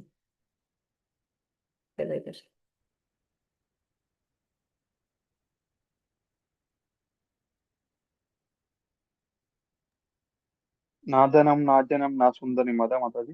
ಅದು ಪ್ರಭುಜಿ. ಅದೇ ನಜನಂ ನಾದನಂ ನದನಂ ನಾದ್ಯನಂ ನಾ ಸುಂದರಿಂ ಕವಿತಂ ವಾ ಜಗದೀಶ ಜಗದೀಶ ಕಾಮಯೇ ಕಾಮಯೇ ಮಮ ಜನ್ಮನಿ ಮಮ ಜನ್ಮನೀಶ್ವರಿ ಜನ್ಮನಿ ಜನ್ಮನೇಶ್ವರೇ ಭವದಾ ಭವತಾ ಭಕ್ತಿ ಭಕ್ತಿ ಐತುಕಿ ತ್ವಯಿ. ನಾಲ್ಕನೇದಲ್ಲ ಪ್ರಭುಜಿ. ಈ ಸರ್ವಶಕ್ತ ಮಾತಾಜಿ. ಸ್ವಾಮಿ, ನನಗೆ ಸಂಪತ್ತನ್ನು ಗ್ರಹಿಸುವ ಲಾಲಸೆ ಇಲ್ಲ, ಚೆಲುವೆಯರ ಬಯಕೆ ಇಲ್ಲ, ಅಥವಾ ಅನೇಕ ಮಂದಿ ಶಿಷ್ಯರು ಬೇಕಾಗಿಲ್ಲ. ನನಗೆ ಬೇಕಾದದ್ದು ಜನ್ಮ ಜನ್ಮದಲ್ಲೂ ನಿನ್ನ ನಿಷ್ಕಾರಣ ಭಕ್ತಿ ಸೇವೆ ಮಾತ್ರ. ಹಾಗೆ ಅಂತಹ ಒಂದು ಮನಸ್ಥಿತಿಯಲ್ಲಿ ಗುರುವಾದವನು ಇದ್ರೆ ಮಾತ್ರ ಅವನ ಭಕ್ತಿಯಲ್ಲಿ ಮುಂದುವರಿಯೋದಕ್ಕೆ ಸಾಧ್ಯ, ಮತ್ತೆ ಅವನ ಶಿಷ್ಯಂದಿರನ್ನು ಭಕ್ತಿಯಲ್ಲಿ ಮುಂದುವರಿಸೋದಕ್ಕೆ ಸಾಧ್ಯ. ಆಗಿಲ್ಲದೆ ಅಂದ್ರೆ ಭಗವಂತನ ಹೇಳ್ದೆ, ಮಾಯೆ ಕೂಡ ಏನ್ ಮಾಡ್ತಾಳೆ, ಪ್ರಾರಂಭದ ಹಂತದಲ್ಲಿ ಏನೆಲ್ಲ ಬೇಕು ಅಂತ ಬಯಸ್ತೀವಿ ಐಹಿಕವಾಗಿ, ಅದೆಲ್ಲವನ್ನು ಕೂಡ ಹೆಚ್ಚೆಚ್ಚು ಕೊಟ್ಟು ನೋಡ್ತಾಳೆ, ಇವ್ರಿಗೆ ಅರ್ಹತೆ ಬಂದಿದ್ಯಾ, ಇವರು ಭಗವಂತನ ಧಾಮಕ್ಕೆ ಹೋಗೋದಕ್ಕೆ ಅರ್ಹರಾಗಿದ್ದಾರಂತ. ಹಾಗೆ ಹೆಚ್ಚು ಹೆಚ್ಚು ಕೊಡೋ ಸಂದರ್ಭದಲ್ಲಿ ಅನೇಕ ಜನ ಶಿಷ್ಯರನ್ನ ಕೊಡುವಂಥದ್ದು, ಅಥವಾ ಅನೇಕ ಹೆಚ್ಚು ಐಶ್ವರ್ಯವನ್ನ ಕೊಡುವಂಥದ್ದು, ಇದೆಲ್ಲ ಹೇರಳವಾಗಿ ಕೊಟ್ಟಾಗ ಗುರುವಾದವನು ಅವನು ಅದರಿಂದ ದಾರಿ ತಪ್ಪಿದ ಅಂತಂದ್ರೆ ಅವನು ಪತನ ಹೊಂದುತ್ತಾನೆ. ಹಾಗೆ ಅವನು ಯಾವ್ದಕ್ಕೆ ಅಂಟ್ಕೊಂಡಿದ್ದಾನೆ, ಭಗವಂತನಿಗೆ ಅಂಟ್ಕೊಂಡಿದ್ದಾನೆ ಅಥವಾ ಐಶ್ವರ್ಯಕ್ಕೆ ಅಥವಾ ಇನ್ಯಾವುದೋ ಒಂದು ಜನರ ಒಂದು ಫೇಮಸ್ ಆಗೋದಕ್ಕೆ ಅವನು ಇಷ್ಟಪಡ್ತಾನ ಅನ್ನೋದನ್ನ ಚೆಕ್ ಮಾಡ್ತಾರೆ. ಮಾಯನು ಮಾಡುತ್ತೆ, ಅದೇ ರೀತಿ ಭಗವಂತನು ಮಾಡ್ತಾನೆ. ಆದ್ರೆ ಯಾವತ್ತೂ ಕೂಡ ನಾವು ಆ ಒಂದು ಮಾಯೆಯ ಮೋಹಕ್ಕೆ ಸಿಲುಕಬಾರದು ಅನ್ನೋದನ್ನ ಇಲ್ಲಿ ಹೇಳ್ತಾ ಇದ್ದಾರೆ. ಮುಂದುವರ್ಸಲ್ವಾ, ಸ್ಟಾಪ್ ಮಾಡಿದ್ವಾ? ಹರೇ ಕೃಷ್ಣ. ಮಾಡಿ 9 ಆಗ್ತಾ ಇದೆ ಮಾತಾಜಿ. ಹೌದು ಪ್ರಭುಜಿ. ಹರೇ ಕೃಷ್ಣ. ಹರೇ ಕೃಷ್ಣ. ಹಾ ಪ್ರಭುಜಿ. ಸ್ವಾಭಾವಿಕವಾಗಿಯೇ ಪರಿಶುದ್ಧನಾದ ಕೃಷ್ಣ ಪ್ರಜ್ಞಾವಂತನು ಆಲೋಚನೆ ಅಥವಾ ಕಾರ್ಯದ ಬೇರಾವ ವಿಧಾನವನ್ನು ರೂಪಿಸಿಕೊಳ್ಳಬೇಕಾಗಿಲ್ಲ. ಅವನು ಕೃಷ್ಣ ಪ್ರಜ್ಞೆಯ ಬಹು ಎತ್ತರಕ್ಕೆ ಏರಿದವನಾದ್ದರಿಂದ ಎಲ್ಲ ಸದ್ಗುಣಗಳನ್ನು ರೂಢಿಸಿಕೊಂಡಿದ್ದಾನೆ ಹಾಗೂ ಯೋಗಶಾಸ್ತ್ರವು ವಿಧಿಸುವ ಎಲ್ಲ ನಿಯಮ ನಿಷೇಧಗಳನ್ನು ಪರಿಪಾಲಿಸುತ್ತಿದ್ದಾನೆ. ನಿಯಮ ನಿಷೇಧಗಳನ್ನು ಭಕ್ತರು ಸ್ವತೇವ ಪಾಲಿಸುತ್ತಾರೆ. ಅಹಿಂಸಾ ಪಾಲನೆ ಇದಕ್ಕೊಂದು ಪ್ರತ್ಯಕ್ಷ ಉದಾಹರಣೆ. ಅಹಿಂಸಾ ವ್ರತವನ್ನು ಬಹು ಶ್ಲಾಘ್ಯವಾದ ಗುಣವೆಂದು ಪರಿಗಣಿಸಲಾಗಿದೆ. ಭಕ್ತನು ಸ್ವಾಭಾವಿಕವಾಗಿಯೇ ಅಹಿಂಸಾ ವ್ಯಕ್ತಿಯಾದ್ದರಿಂದ ಅವನು ಅಹಿಂಸೆಯನ್ನು ಪ್ರತ್ಯೇಕವಾಗಿ ರೂಢಿಸಿಕೊಳ್ಳಬೇಕಾಗಿಲ್ಲ. ಕೆಲವರು ಸಸ್ಯಾಹಾರಿ ಚಳವಳಿಯ ಸದಸ್ಯರಾಗಿ ಪರಿಶುದ್ಧರಾಗಲು ಯತ್ನಿಸುತ್ತಾರೆ. ಭಕ್ತನು ಸ್ವತೇವ ಸಸ್ಯಾಹಾರಿ ಆದ್ದರಿಂದ ಸಸ್ಯಾಹಾರಿಯಾಗಿರುವುದನ್ನು ಅವನು ಪ್ರತ್ಯೇಕವಾಗಿ ಅಭ್ಯಾಸ ಮಾಡಿಕೊಳ್ಳಬೇಕಾಗಿಲ್ಲ. ಸಸ್ಯಾಹಾರಿಗಳಾಗಿ ಎಂದು ಚಳವಳಿ ನಡೆಸುವ ಸಂಘವನ್ನು ಸೇರಬೇಕಾದಿಲ್ಲ. ಭಕ್ತನು ಸ್ವತೇವ ಸಸ್ಯಾಹಾರಿ. ಹರೇ ಕೃಷ್ಣ. ಧನ್ಯವಾದಗಳು ಪ್ರಭುಜಿ. ಹರೇ ಕೃಷ್ಣ. ಇಲ್ಲಿ ಏನಂತ ಹೇಳ್ತಾ ಇದ್ದಾರೆ, ಭಕ್ತನಲ್ಲಿ ದೇವತೆಗಳಲ್ಲಿ ಇರುವಂತ ಎಲ್ಲಾ ಸದ್ಗುಣಗಳು ಇರುತ್ತೆ ಅಂತ ಹೇಳ್ತಾರೆ. ಒಬ್ಬ ಬರೀ ಭಕ್ತನಾದ್ರೆ ಸಾಕು, ಅವನಲ್ಲಿ ಎಲ್ಲಾ ಸದ್ಗುಣಗಳು ಬರುತ್ತೆ ಅಂತ. ಅಂದ್ರೆ ನಾವು ಬೇರೇನು ಒಳ್ಳೆ ಮಕ್ಕಳು ಬೇಕು ಅಥವಾ ಒಳ್ಳೆ ಸಮಾಜ ಬೇಕು, ಇಲ್ಲ ನಾನೊಂದು ಒಳ್ಳೆ ವ್ಯಕ್ತಿ ಆಗ್ಬೇಕು ಅಂತಂದ್ರೆ ನಾನೇನು ಪ್ರತ್ಯೇಕವಾಗಿ ಪ್ರಯತ್ನ ಪಡ್ಬೇಕಾಗಿರೋ ಅವಶ್ಯಕತೆ ಇಲ್ಲ. ನಾವು ಭಕ್ತನಾದ್ರೆ ಸಾಕು ಅಂತ ಇಲ್ಲಿ ಹೇಳ್ತಾ ಇದ್ದಾರೆ. ಭಕ್ತನಾದ ಕೂಡಲೇ ಅವನಲ್ಲಿ ಎಲ್ಲ ದೈವಿ ಗುಣಗಳು, ಎಲ್ಲಾ ದೇವತೆಗಳಲ್ಲಿ ಇರುವಂತ ಎಲ್ಲ ಗುಣಗಳು, ಒಳ್ಳೆ ಗುಣಗಳು ಅವರಲ್ಲಿ ಸಾಧಾರಣವಾಗಿ ಅವರಲ್ಲಿ ಅದು ಮೂಡುತ್ತೆ ಅಂತ. ಅಂದ್ರೆ ಅವರು ವಿಶೇಷವಾಗಿ ಅವ್ರಿಗೆ ಯಾವುದೇ ಒಂದು ಏನ್ ಮಾಡ್ತೀವಿ ಅಂತಂದ್ರೆ, ಈಗ ನಾಸ್ತಿಕರು ಕೂಡ ಇರ್ತಾರೆ, ನಾಸ್ತಿಕರಲ್ಲೂ ಕೂಡ ಒಳ್ಳೆ ಜನ ಇರ್ತಾರೆ ಅಂತ ಹೇಳ್ತಾರೆ.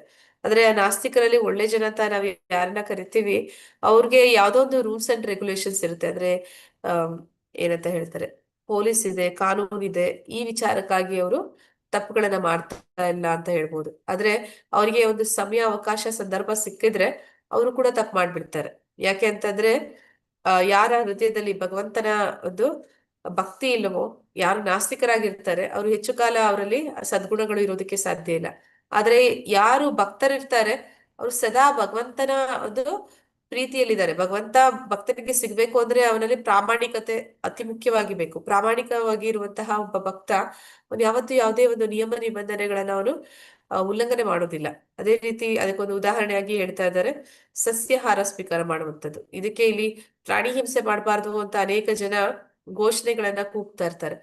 ಪ್ರಾಣಿ ಹಿಂಸೆ ಆಗತ್ತೆ, ಪ್ರಾಣಿಯ ಒಂದು ಮಾಂಸಾಹಾರ ಮಾಡಬೇಡಿ, ತಿನ್ಬೇಡಿ ಅಂತ. ಆದ್ರೆ ಆ ರೀತಿ ಪ್ರತ್ಯೇಕವಾಗಿ ಇವರು ಒಂದೊಂದನ್ನೇ ನಾನು ಇದು ಮಾಡ್ಬೇಡಿ, ಅದು ಮಾಡ್ಬೇಡಿ ಅಂತ ಅವರು ಚಳವಳಿ ಏನ್ ಮಾಡ್ಬೇಕಾಗಿಲ್ಲ. ಭಕ್ತನಾಗ್ಬಿಟ್ರೆ ಸಾಕು, ಅವ್ನಿಗೆ ಗೊತ್ತು ಭಗವಂತನಿಗೆ ಇಷ್ಟ ಆಗಲ್ಲ, ಇನ್ನೊಂದು ಜೀವಕ್ಕೆ ನಾನ್ ತೊಂದರೆ ಕೊಡೋದು ಭಗವಂತನಿಗೆ ಇಷ್ಟ ಆಗೋದಿಲ್ಲ. ಅವನು ಸ್ವಾಭಾವಿಕವಾಗಿ ಅವನು ಏನಂತ ಹೇಳ್ತಾರೆ, ವೆಜಿಟೇರಿಯನ್ ಆಗ್ಬಿಡ್ತಾನೆ. ಅದನ್ನೇ ಇಲ್ಲಿ ಹೇಳ್ತಾ ಇದ್ದಾರೆ. ಅದಕ್ಕೆ ಅವನು ಮಾಂಸಾಹಾರವನ್ನ ಬಿಡ್ಬೇಕು ಅನ್ನುವಂಥದ್ದೇ ಒಂದು ಏನಂತ ಹೇಳ್ತಾರೆ, ಅದೇ ಒಂದು ಕಾರಣಕ್ಕಾಗಿ ಅವನು ಮಾಡ್ಬೇಕು ಅಂತ ಏನಿಲ್ಲ. ಪ್ರತ್ಯೇಕವಾಗಿ ಭಕ್ತನಾದ್ರೆ ಅವನಲ್ಲಿ ಎಲ್ಲ ಸದ್ಗುಣಗಳು ತಂತಾನೆ ಮೂಡೋದ್ರಿಂದ ಅವನು ಮಾಡೋದೆಲ್ಲ ಕೂಡ ಒಳ್ಳೇದೇ ಆಗಿರುತ್ತೆ. ಅಂದ್ರೆ ಅವ್ರು ಯಾವುದೇ ಒಂದು ಬೇಡದ ಕಾರ್ಯಗಳಲ್ಲಿ ತೊಡಗೋದಿಲ್ಲ ಅಂತ. ಹರಿ ಕೃಷ್ಣ. ಹರೇ ಕೃಷ್ಣ. ಮಾತಾಜಿ ಓದ್ಲಾ ಮಾತಾಜಿ? ಹಾ ಪ್ರಭುಜಿ. ಭಕ್ತಿಯ ಅರ್ಹತೆಗಳು. ಕೃಷ್ಣ ಪ್ರಜ್ಞೆಯೊಂದರ ಹೊರತಾಗಿ ಬೇರೇನನ್ನು ಭಕ್ತನು ಅಭ್ಯಾಸ ಮಾಡಿಕೊಳ್ಳಬೇಕಾದಿಲ್ಲ ಎಂಬುದಕ್ಕೆ ಇನ್ನೂ ಎಷ್ಟೋ ನಿದರ್ಶನಗಳಿವೆ. ದೇವತೆಗಳ ಸಕಲ ಸದ್ಗುಣಗಳು ಭಕ್ತನಲ್ಲಿ ಸ್ವಾಭಾವಿಕವಾಗಿಯೇ ವರ್ಧಿಸುತ್ತವೆ. ಸಸ್ಯಾಹಾರಿಗಳು ಅಹಿಂಸವಾದಿಗಳು ಆಗಲಿಕ್ಕೆ ಬುದ್ಧಿಪೂರ್ವಕವಾಗಿ ಪ್ರಯತ್ನಿಸುವ ಜನ ಲೋಕದ ದೃಷ್ಟಿಯಲ್ಲಿ ಸದ್ಗುಣ ಸಂಪನ್ನರೇ ಆಗಿರಬಹುದು. ಆದರೆ ಅವರ ಸದ್ಗುಣಗಳು ಅವರನ್ನು ಭಕ್ತರನ್ನಾಗಿ ಮಾಡಲು ಸಾಲವು. ಸಸ್ಯಾಹಾರಿಯು ಅಥವಾ ಅಹಿಂಸವಾದಿಯು ಭಕ್ತನು ಎಂದು ಹೇಳಲು ಆಗುವುದಿಲ್ಲ. ಆದರೆ ಭಕ್ತನು ಏಕಕಾಲಕ್ಕೆ ಸಸ್ಯಾಹಾರಿಯೂ ಅಹಿಂಸಾವೃತ್ತಿಯೂ ಆಗಿರುತ್ತಾನೆ. ಸಸ್ಯಾಹಾರಿಯಾಗಿರುವುದಾಗಲಿ ಅಹಿಂಸಾವೃತ್ತಿಯಾಗಿರುವುದಾಗಲಿ ಭಕ್ತಿಗೆ ಕಾರಣವಾಗುವುದಿಲ್ಲವೆಂದು ನಾವು ನಿರ್ಣಯಿಸಿಕೊಳ್ಳಬಹುದಾಗಿದೆ. ಈ ಸಂಬಂಧದಲ್ಲಿ ನಾರದ ಮುನಿಗಳು ಉಪದೇಶ ನೀಡಿ. ಹರೇ ಕೃಷ್ಣ ಮಾತಾಜಿ. ಧನ್ಯವಾದಗಳು ಮಾತಾಜಿ. ಧನ್ಯವಾದಗಳು ಪ್ರಭುಜಿ. ಅದೇ ನಾವು ಅಹಿಂಸಾವಾದಿಗಳಾಗ್ಬಿಟ್ರೆ ಅಥವಾ ಸಸ್ಯಾಹಾರಿಗಳಾಗ್ಬಿಟ್ರೆ ಅದೇ ಅದಕ್ಕೆ ಒಂದು ಅರ್ಹತೆ ಅಲ್ಲ, ಭಕ್ತಿಗೆ ಅರ್ಹತೆ ಅಲ್ಲ. ಭಕ್ತಿಗೆ ಬರೋದ್ರಿಂದ ಅನೇಕ ಗುಣಲಕ್ಷಣಗಳು ನಮ್ಮಲ್ಲಿ ಬರುತ್ತೆ. ಅದನ್ನೇ ಹೇಳಿದ್ದು ಆಗ್ಲೇ, ದೇವತೆಗಳ ಎಲ್ಲ ಗುಣಗಳು ಬರುತ್ತೆ ಅಂತ. ಹಾಗಿರ್ಬೇಕಾದ್ರೆ ಅನೇಕ ಒಳ್ಳೊಳ್ಳೆ ಗುಣಗಳು ನಮ್ಮಲ್ಲಿ ಅದು ಮೂಡುತ್ತೆ. ಹಾಗಿರ್ಬೇಕಾದ್ರೆ ನಾವು ಪ್ರತ್ಯೇಕವಾಗಿ ಅಹಿಂಸೆಯನ್ನ ಪಾಲನೆ ಮಾಡ್ಬೇಕು ಅಥವಾ ಇಲ್ಲ ಸಸ್ಯಾಹಾರಿಗಳಾಗ್ಬೇಕು, ಅದನ್ನ ಮಾಡೋದು ಭಕ್ತಿಗೆ ಒಂದು ಅರ್ಹತೆ ಅನ್ನುವಂಥದ್ದನ್ನ ಇಲ್ಲಿ ಹೇಳ್ತಾ ಇಲ್ಲ. ಅಂದ್ರೆ ಭಕ್ತಿ ಮಾಡೋದ್ರಿಂದಲೇ ಇವೆಲ್ಲವೂ ಕೂಡ ಏನಂತ ಹೇಳ್ತೀವಿ, ಬೈ ಪ್ರಾಡಕ್ಟ್ಸ್ ತರ ಎಲ್ಲ ಒಳ್ಳೆ ಗುಣಗಳು ತಂತಾನೆ ಅದು ವ್ಯಕ್ತಿಯಲ್ಲಿ ಮೂಡುತ್ತೆ ಅಂತ. ಇಲ್ಲಿ ಮುಂದೆ ಅದಕ್ಕೊಂದು ಉದಾಹರಣೆಯನ್ನ ನಾರದರ ಒಂದು ಉಪದೇಶದಲ್ಲಿ ಹೇಳ್ತಾ ಇದ್ದಾರೆ. ಹರೇ ಕೃಷ್ಣ. ಹರೇ ಈ ಕೃಷ್ಣ. ಹರೇ ಕೃಷ್ಣ. ಸಂಬಂಧ ಹಾ ಮಾತಾಜಿ. ಓದಿ. ಈ ಸಂಬಂಧದಲ್ಲಿ ನಾರದ ಮುನಿಗಳು ಉಪದೇಶ ನೀಡಿ ಬೇಡನೊಬ್ಬನನ್ನು ಶ್ರೇಷ್ಠ ಭಕ್ತನಾಗಿ ಪರಿವರ್ತಿಸಿದ ವೃತ್ತಾಂತವೊಂದು ಸ್ಕಂದ ಪುರಾಣದಲ್ಲಿದೆ. ಈ ಬೇಡನು ಶ್ರೇಷ್ಠ ಭಕ್ತನಾದಾಗ ಒಂದು ಸಣ್ಣ ಇರುವೆಯನ್ನು ಕೂಡ ಕೊಲ್ಲಲು ಇಷ್ಟಪಡುತ್ತಿರಲಿಲ್ಲ. ಭಕ್ತಿ ಸೇವೆಯ ಕಾರಣ ಬೇಟೆಗಾರನಲ್ಲಾದ ಪರಿವರ್ತನೆಯನ್ನು ನೋಡಿದ ನಾರದರ ಗೆಳೆಯ ಪರ್ವತ ಮುನಿಗಳು, ಪ್ರಿಯ ಬೇಡನೆ, ಒಂದು ಇರುವೆಯನ್ನು ಕೊಲ್ಲೆನೆಂಬ ನಿನ್ನ ದೃಢ ಮನಸ್ಸಿನ ವೃತವು ಆಶ್ಚರ್ಯವನ್ನೇನು ಉಂಟು ಮಾಡದು. ಭಕ್ತಿಯ ಮನೋಭಾವವನ್ನು ಬೆಳೆಸಿಕೊಳ್ಳುವ ಯಾವುದೇ ವ್ಯಕ್ತಿಯಲ್ಲಿ ಸಕಲ ಸದ್ಗುಣಗಳು ಪ್ರಕಾಶಿಸುತ್ತವೆ. ಭಕ್ತನು ಯಾರಿಗೂ ನೋವುಂಟು ಮಾಡನು ಎಂದು ಉದ್ಗರಿಸಿದರು. ಶುದ್ಧ ಪ್ರಜ್ಞೆ, ದೈಹಿಕ ಕಾರ್ಯಗಳಲ್ಲಿ ಪರಿಶುದ್ಧತೆಯ ತಪೋವೃತಗಳು, ಶಾಂತಚಿತ್ತ ಮುಂತಾದವೆಲ್ಲ ಭಕ್ತಿ ಸೇವೆಯಲ್ಲಿ ಮಗ್ನವಾದ ವ್ಯಕ್ತಿಯಲ್ಲಿ ಸ್ವಾಭಾವಿಕವಾಗಿ ಪ್ರಕಟವಾಗುವುದೆಂದು ಈ ರೂಪ ಗೋಸ್ವಾಮಿಯವರು ಇಲ್ಲಿ ದೃಢಪಡಿಸಿದ್ದಾರೆ. ಧನ್ಯವಾದಗಳು ಮಾತಾಜಿ. ಧನ್ಯವಾದ. ಸಾಕು ಮಾತಾಜಿ, ಹೇಳ್ತೇನೆ. ಅಂದ್ರೆ ಇಲ್ಲಿ ಯಾರು ಈ ಎಕ್ಸಾಂಪಲ್ ಹೇಳ್ತೀರಾ, ಯಾವ್ರು ಆ ಬೇಡ ಅಂತ? ಮೃಗಾರಿ ಮಾತಾಜಿ.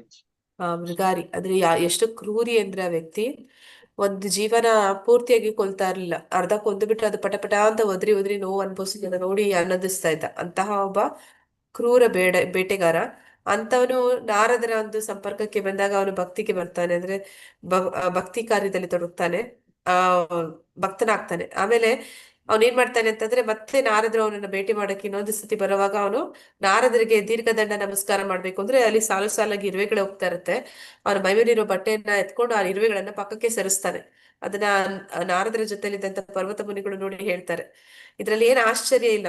ಯಾರು ಶುದ್ಧ ಭಕ್ತನಾಗ್ಬಿಟ್ಟ ಅವನಲ್ಲಿ ಎಲ್ಲಾ ಸದ್ಗುಣಗಳು ತಂತಾನೆ ಅದು ಪ್ರಕಟ ಆಗುತ್ತೆ ಅನ್ನೋವಾಗ ಅವರಲ್ಲಿ ಇಂತಹ ಒಂದು ಅಹಿಂಸಾ ಭಾವ ಅನ್ನುವಂಥದ್ದು ಕೂಡ ಸಾಧಾರಣವಾಗಿ ಬರುತ್ತೆ ಅಂತ. ಹಾಗೆ ನಾವು ಶುದ್ಧ ಭಕ್ತರಾದ್ರೆ ಸಾಕು, ನಮ್ಮಲ್ಲಿ ಅನೇಕ ಗುಣಗಳು ಅವು ಭಕ್ತಿಯಲ್ಲಿ ಇರುವಂತಹ ಭಕ್ತನಿಗೆ ಅವನ ಒಂದು ಹೃದಯದಲ್ಲಿ ಪ್ರಕಟ ಆಗುತ್ತೆ ಅನ್ನೋದನ್ನೇ ಹೇಳ್ತಾ ಇದ್ದಾರೆ. ಅಂದ್ರೆ ನಾವು ಶಾಂತ ಚಿತ್ತ ಅನ್ನುವಂಥದ್ದು, ತಪಸ್ಸು ಮಾಡುವಂಥದ್ದು, ಮತ್ತೆ ಪರಿಶುದ್ಧತೆ, ಕ್ಲೆನ್ಲಿನೆಸ್, ದೈಹಿಕವಾಗಿರ್ಬೋದು ಅಥವಾ ಮಾನಸಿಕವಾಗಿರ್ಬೋದು.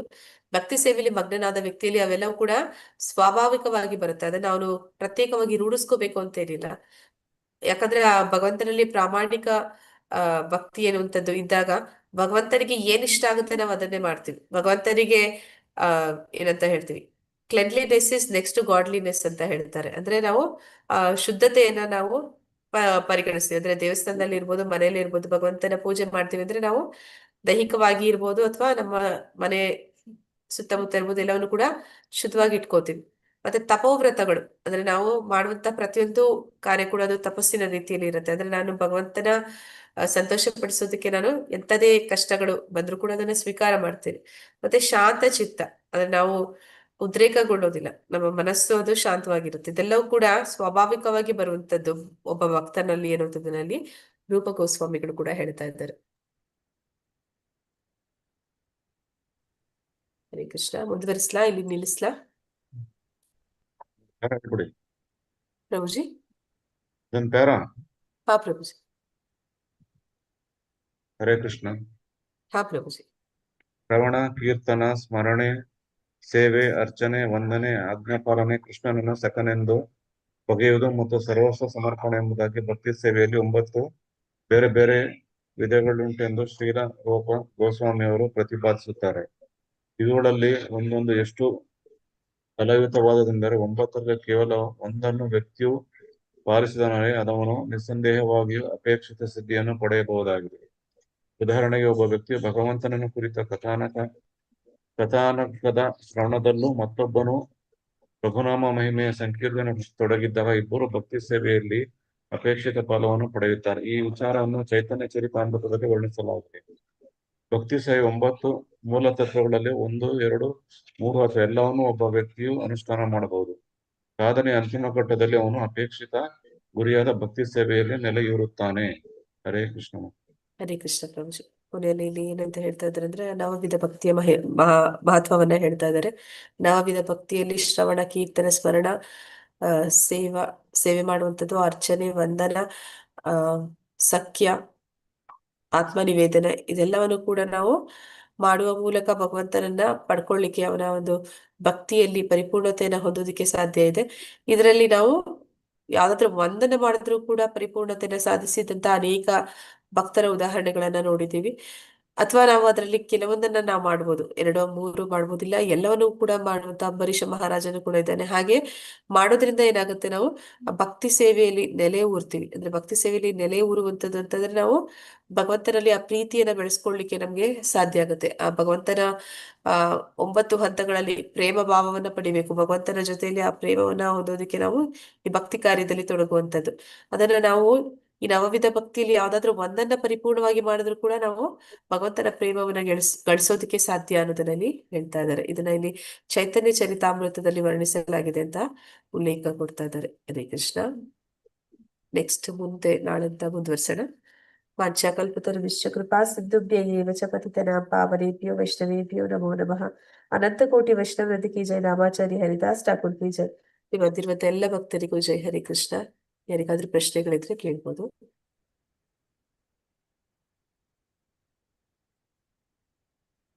ಅಟೆಂಡೆನ್ಸ್ ಲಿಂಕ್ ಹಾಕಿದ್ರು ಅನ್ಸುತ್ತೆ ಮಾತಾಜಿ, ಪ್ರಭುಜಿ ಹಾಕಿದ್ದಾರೆ. ಎಲ್ಲರೂ ಅಟೆಂಡೆನ್ಸ್ ಹಾಕಿದಿರಲ್ಲ? ಹಾಕಿದ್ದೀವಿ. ಧನ್ಯವಾದಗಳು ಮಾತಾಜಿ. ವಾಂಛ ಕಲ್ಪತರು ವೃಕ್ಷ ಅಂತ ಹೇಳ್ತಾರೆ, ಅದ್ರ ಅರ್ಥ ಏನು ಮಾತಾಜಿ? ವಾಂಛಾ ಕಲ್ಪತರು ವೃಕ್ಷ ಪತಿತನಾಂ ಪಾವನಿ. ಹಾಗಾದ್ರೆ ಪ್ರಭುಜಿ, ಎಲ್ಲ ವೈಷ್ಣವರು ಯಾರಿದ್ದಾರೆ ಅವರೆಲ್ಲರೂ ಕೂಡ ಕಲ್ಪವೃಕ್ಷಗಳಿದ್ದ ಹಾಗೆ ಅಂತ.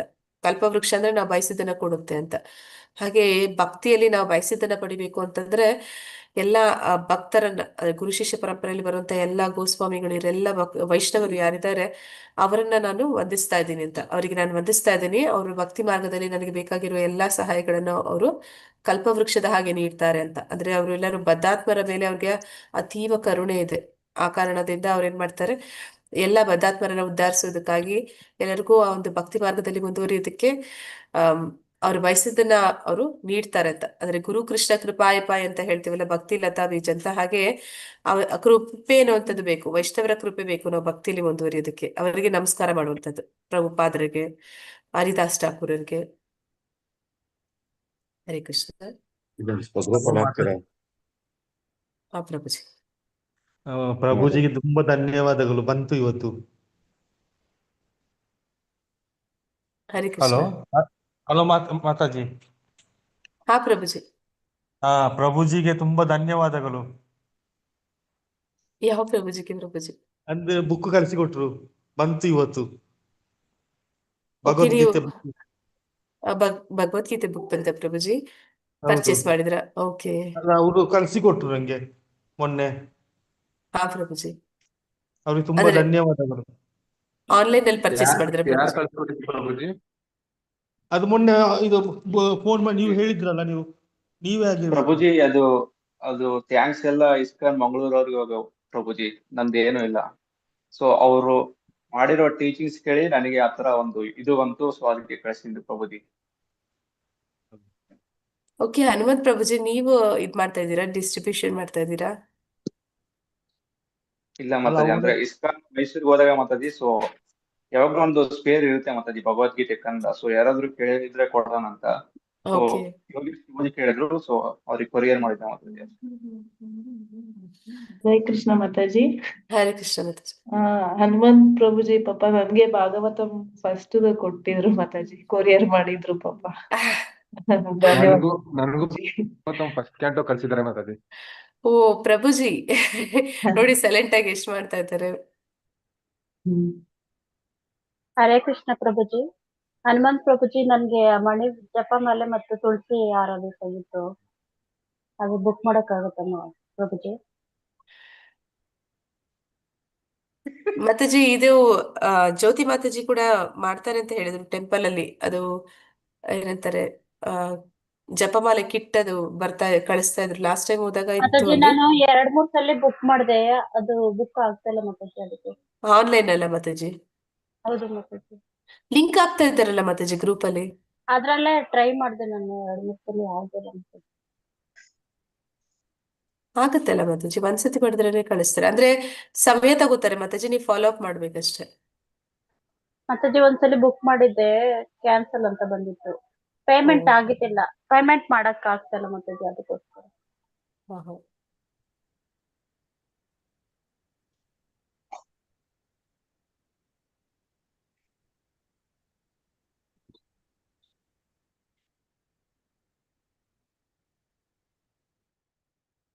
ಧನ್ಯವಾದಗಳು ಮಾತಾಜಿ. ಮತ್ತೆ ಧನ್ಯವಾದಗಳು ಪ್ರಭುಜಿ. ಮತ್ತೆ ಯಾರಿಗಾದ್ರೂ ಏನಾದ್ರು ಪ್ರಶ್ನೆಗಳಿದ್ರೆ ಕೇಳಿ, ಇಲ್ಲಾಂದ್ರೆ ಇನ್ನ ಮಾಡೋಣ. ಧನ್ಯವಾದಗಳು ಮಾತಾಜಿ. ಧನ್ಯವಾದಗಳು ಹರೇ ಮಾತಾಜಿ. ಹರೇ ಕೃಷ್ಣ ಕೃಷ್ಣ. ಮಾತಾಜಿ. ಧನ್ಯವಾದಗಳು ಮಾತಾಜಿ. ಹರೇ ಹರೇ ಕೃಷ್ಣ ಕೃಷ್ಣ. ಮಾತಾಜಿ. ಹರೇ ಕೃಷ್ಣ ಪ್ರಭುಜಿ. ಮಾತಾಜಿ ಅವತ್ತು 10 ಅಪರಾಧಗಳಲ್ಲಿ ನನಗ್ ಚಾನ್ಸ್ ಕೊಟ್ಟಿದ್ರು, ತುಂಬಾ ಧನ್ಯವಾದಗಳು ಮಾತಾಜಿ. ಮಾತಾಜಿ ನಾನಲ್ಲ, ಜ್ಯೋತಿ ಲಕ್ಷ್ಮಿ ಮಾತಾಜಿ. ನೀವು ಬಿಗ್ನಿಗಲ್ಲಿ ಕೇಳಿದ್ರಿ ಅಲ್ಲ ಮಾತಾಜಿ. ಆದ್ರೆ ಕೇಳ್ತಾ ಇದಾರೆ ಮಾತಾಜಿ, ಅಲ್ಲಿ ಯಾರು ಡಿವೋಟಿಸೇ ಸಿಗ್ತಾ ಇಲ್ಲ ನಮ್ಗೆ ಅಪರಾಧಗಳು ಓದೋದಕ್ಕೆ. ಹ್ಮ್.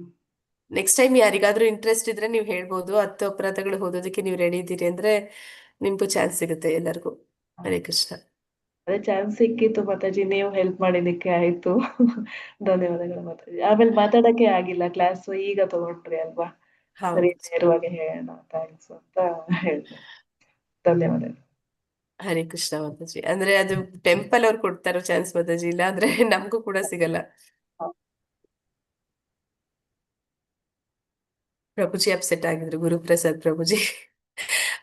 ಅವ್ರು ಏನೋ ಅದು ಅನ್ಮ್ಯೂಟ್ ಆಗೋಯ್ತು ಅವ್ರದ್ದು. ಮ್ಯೂಟ್ ಆಗ್ಬಿಟ್ಟು ಅನ್ಮ್ಯೂಟ್ ಆಗ್ತೀರಾ ನನಗ್ ಬಂದ್ಬಿಟ್ಟಿತ್ತು ಲಾಸ್ಟ್ ಟೈಮ್.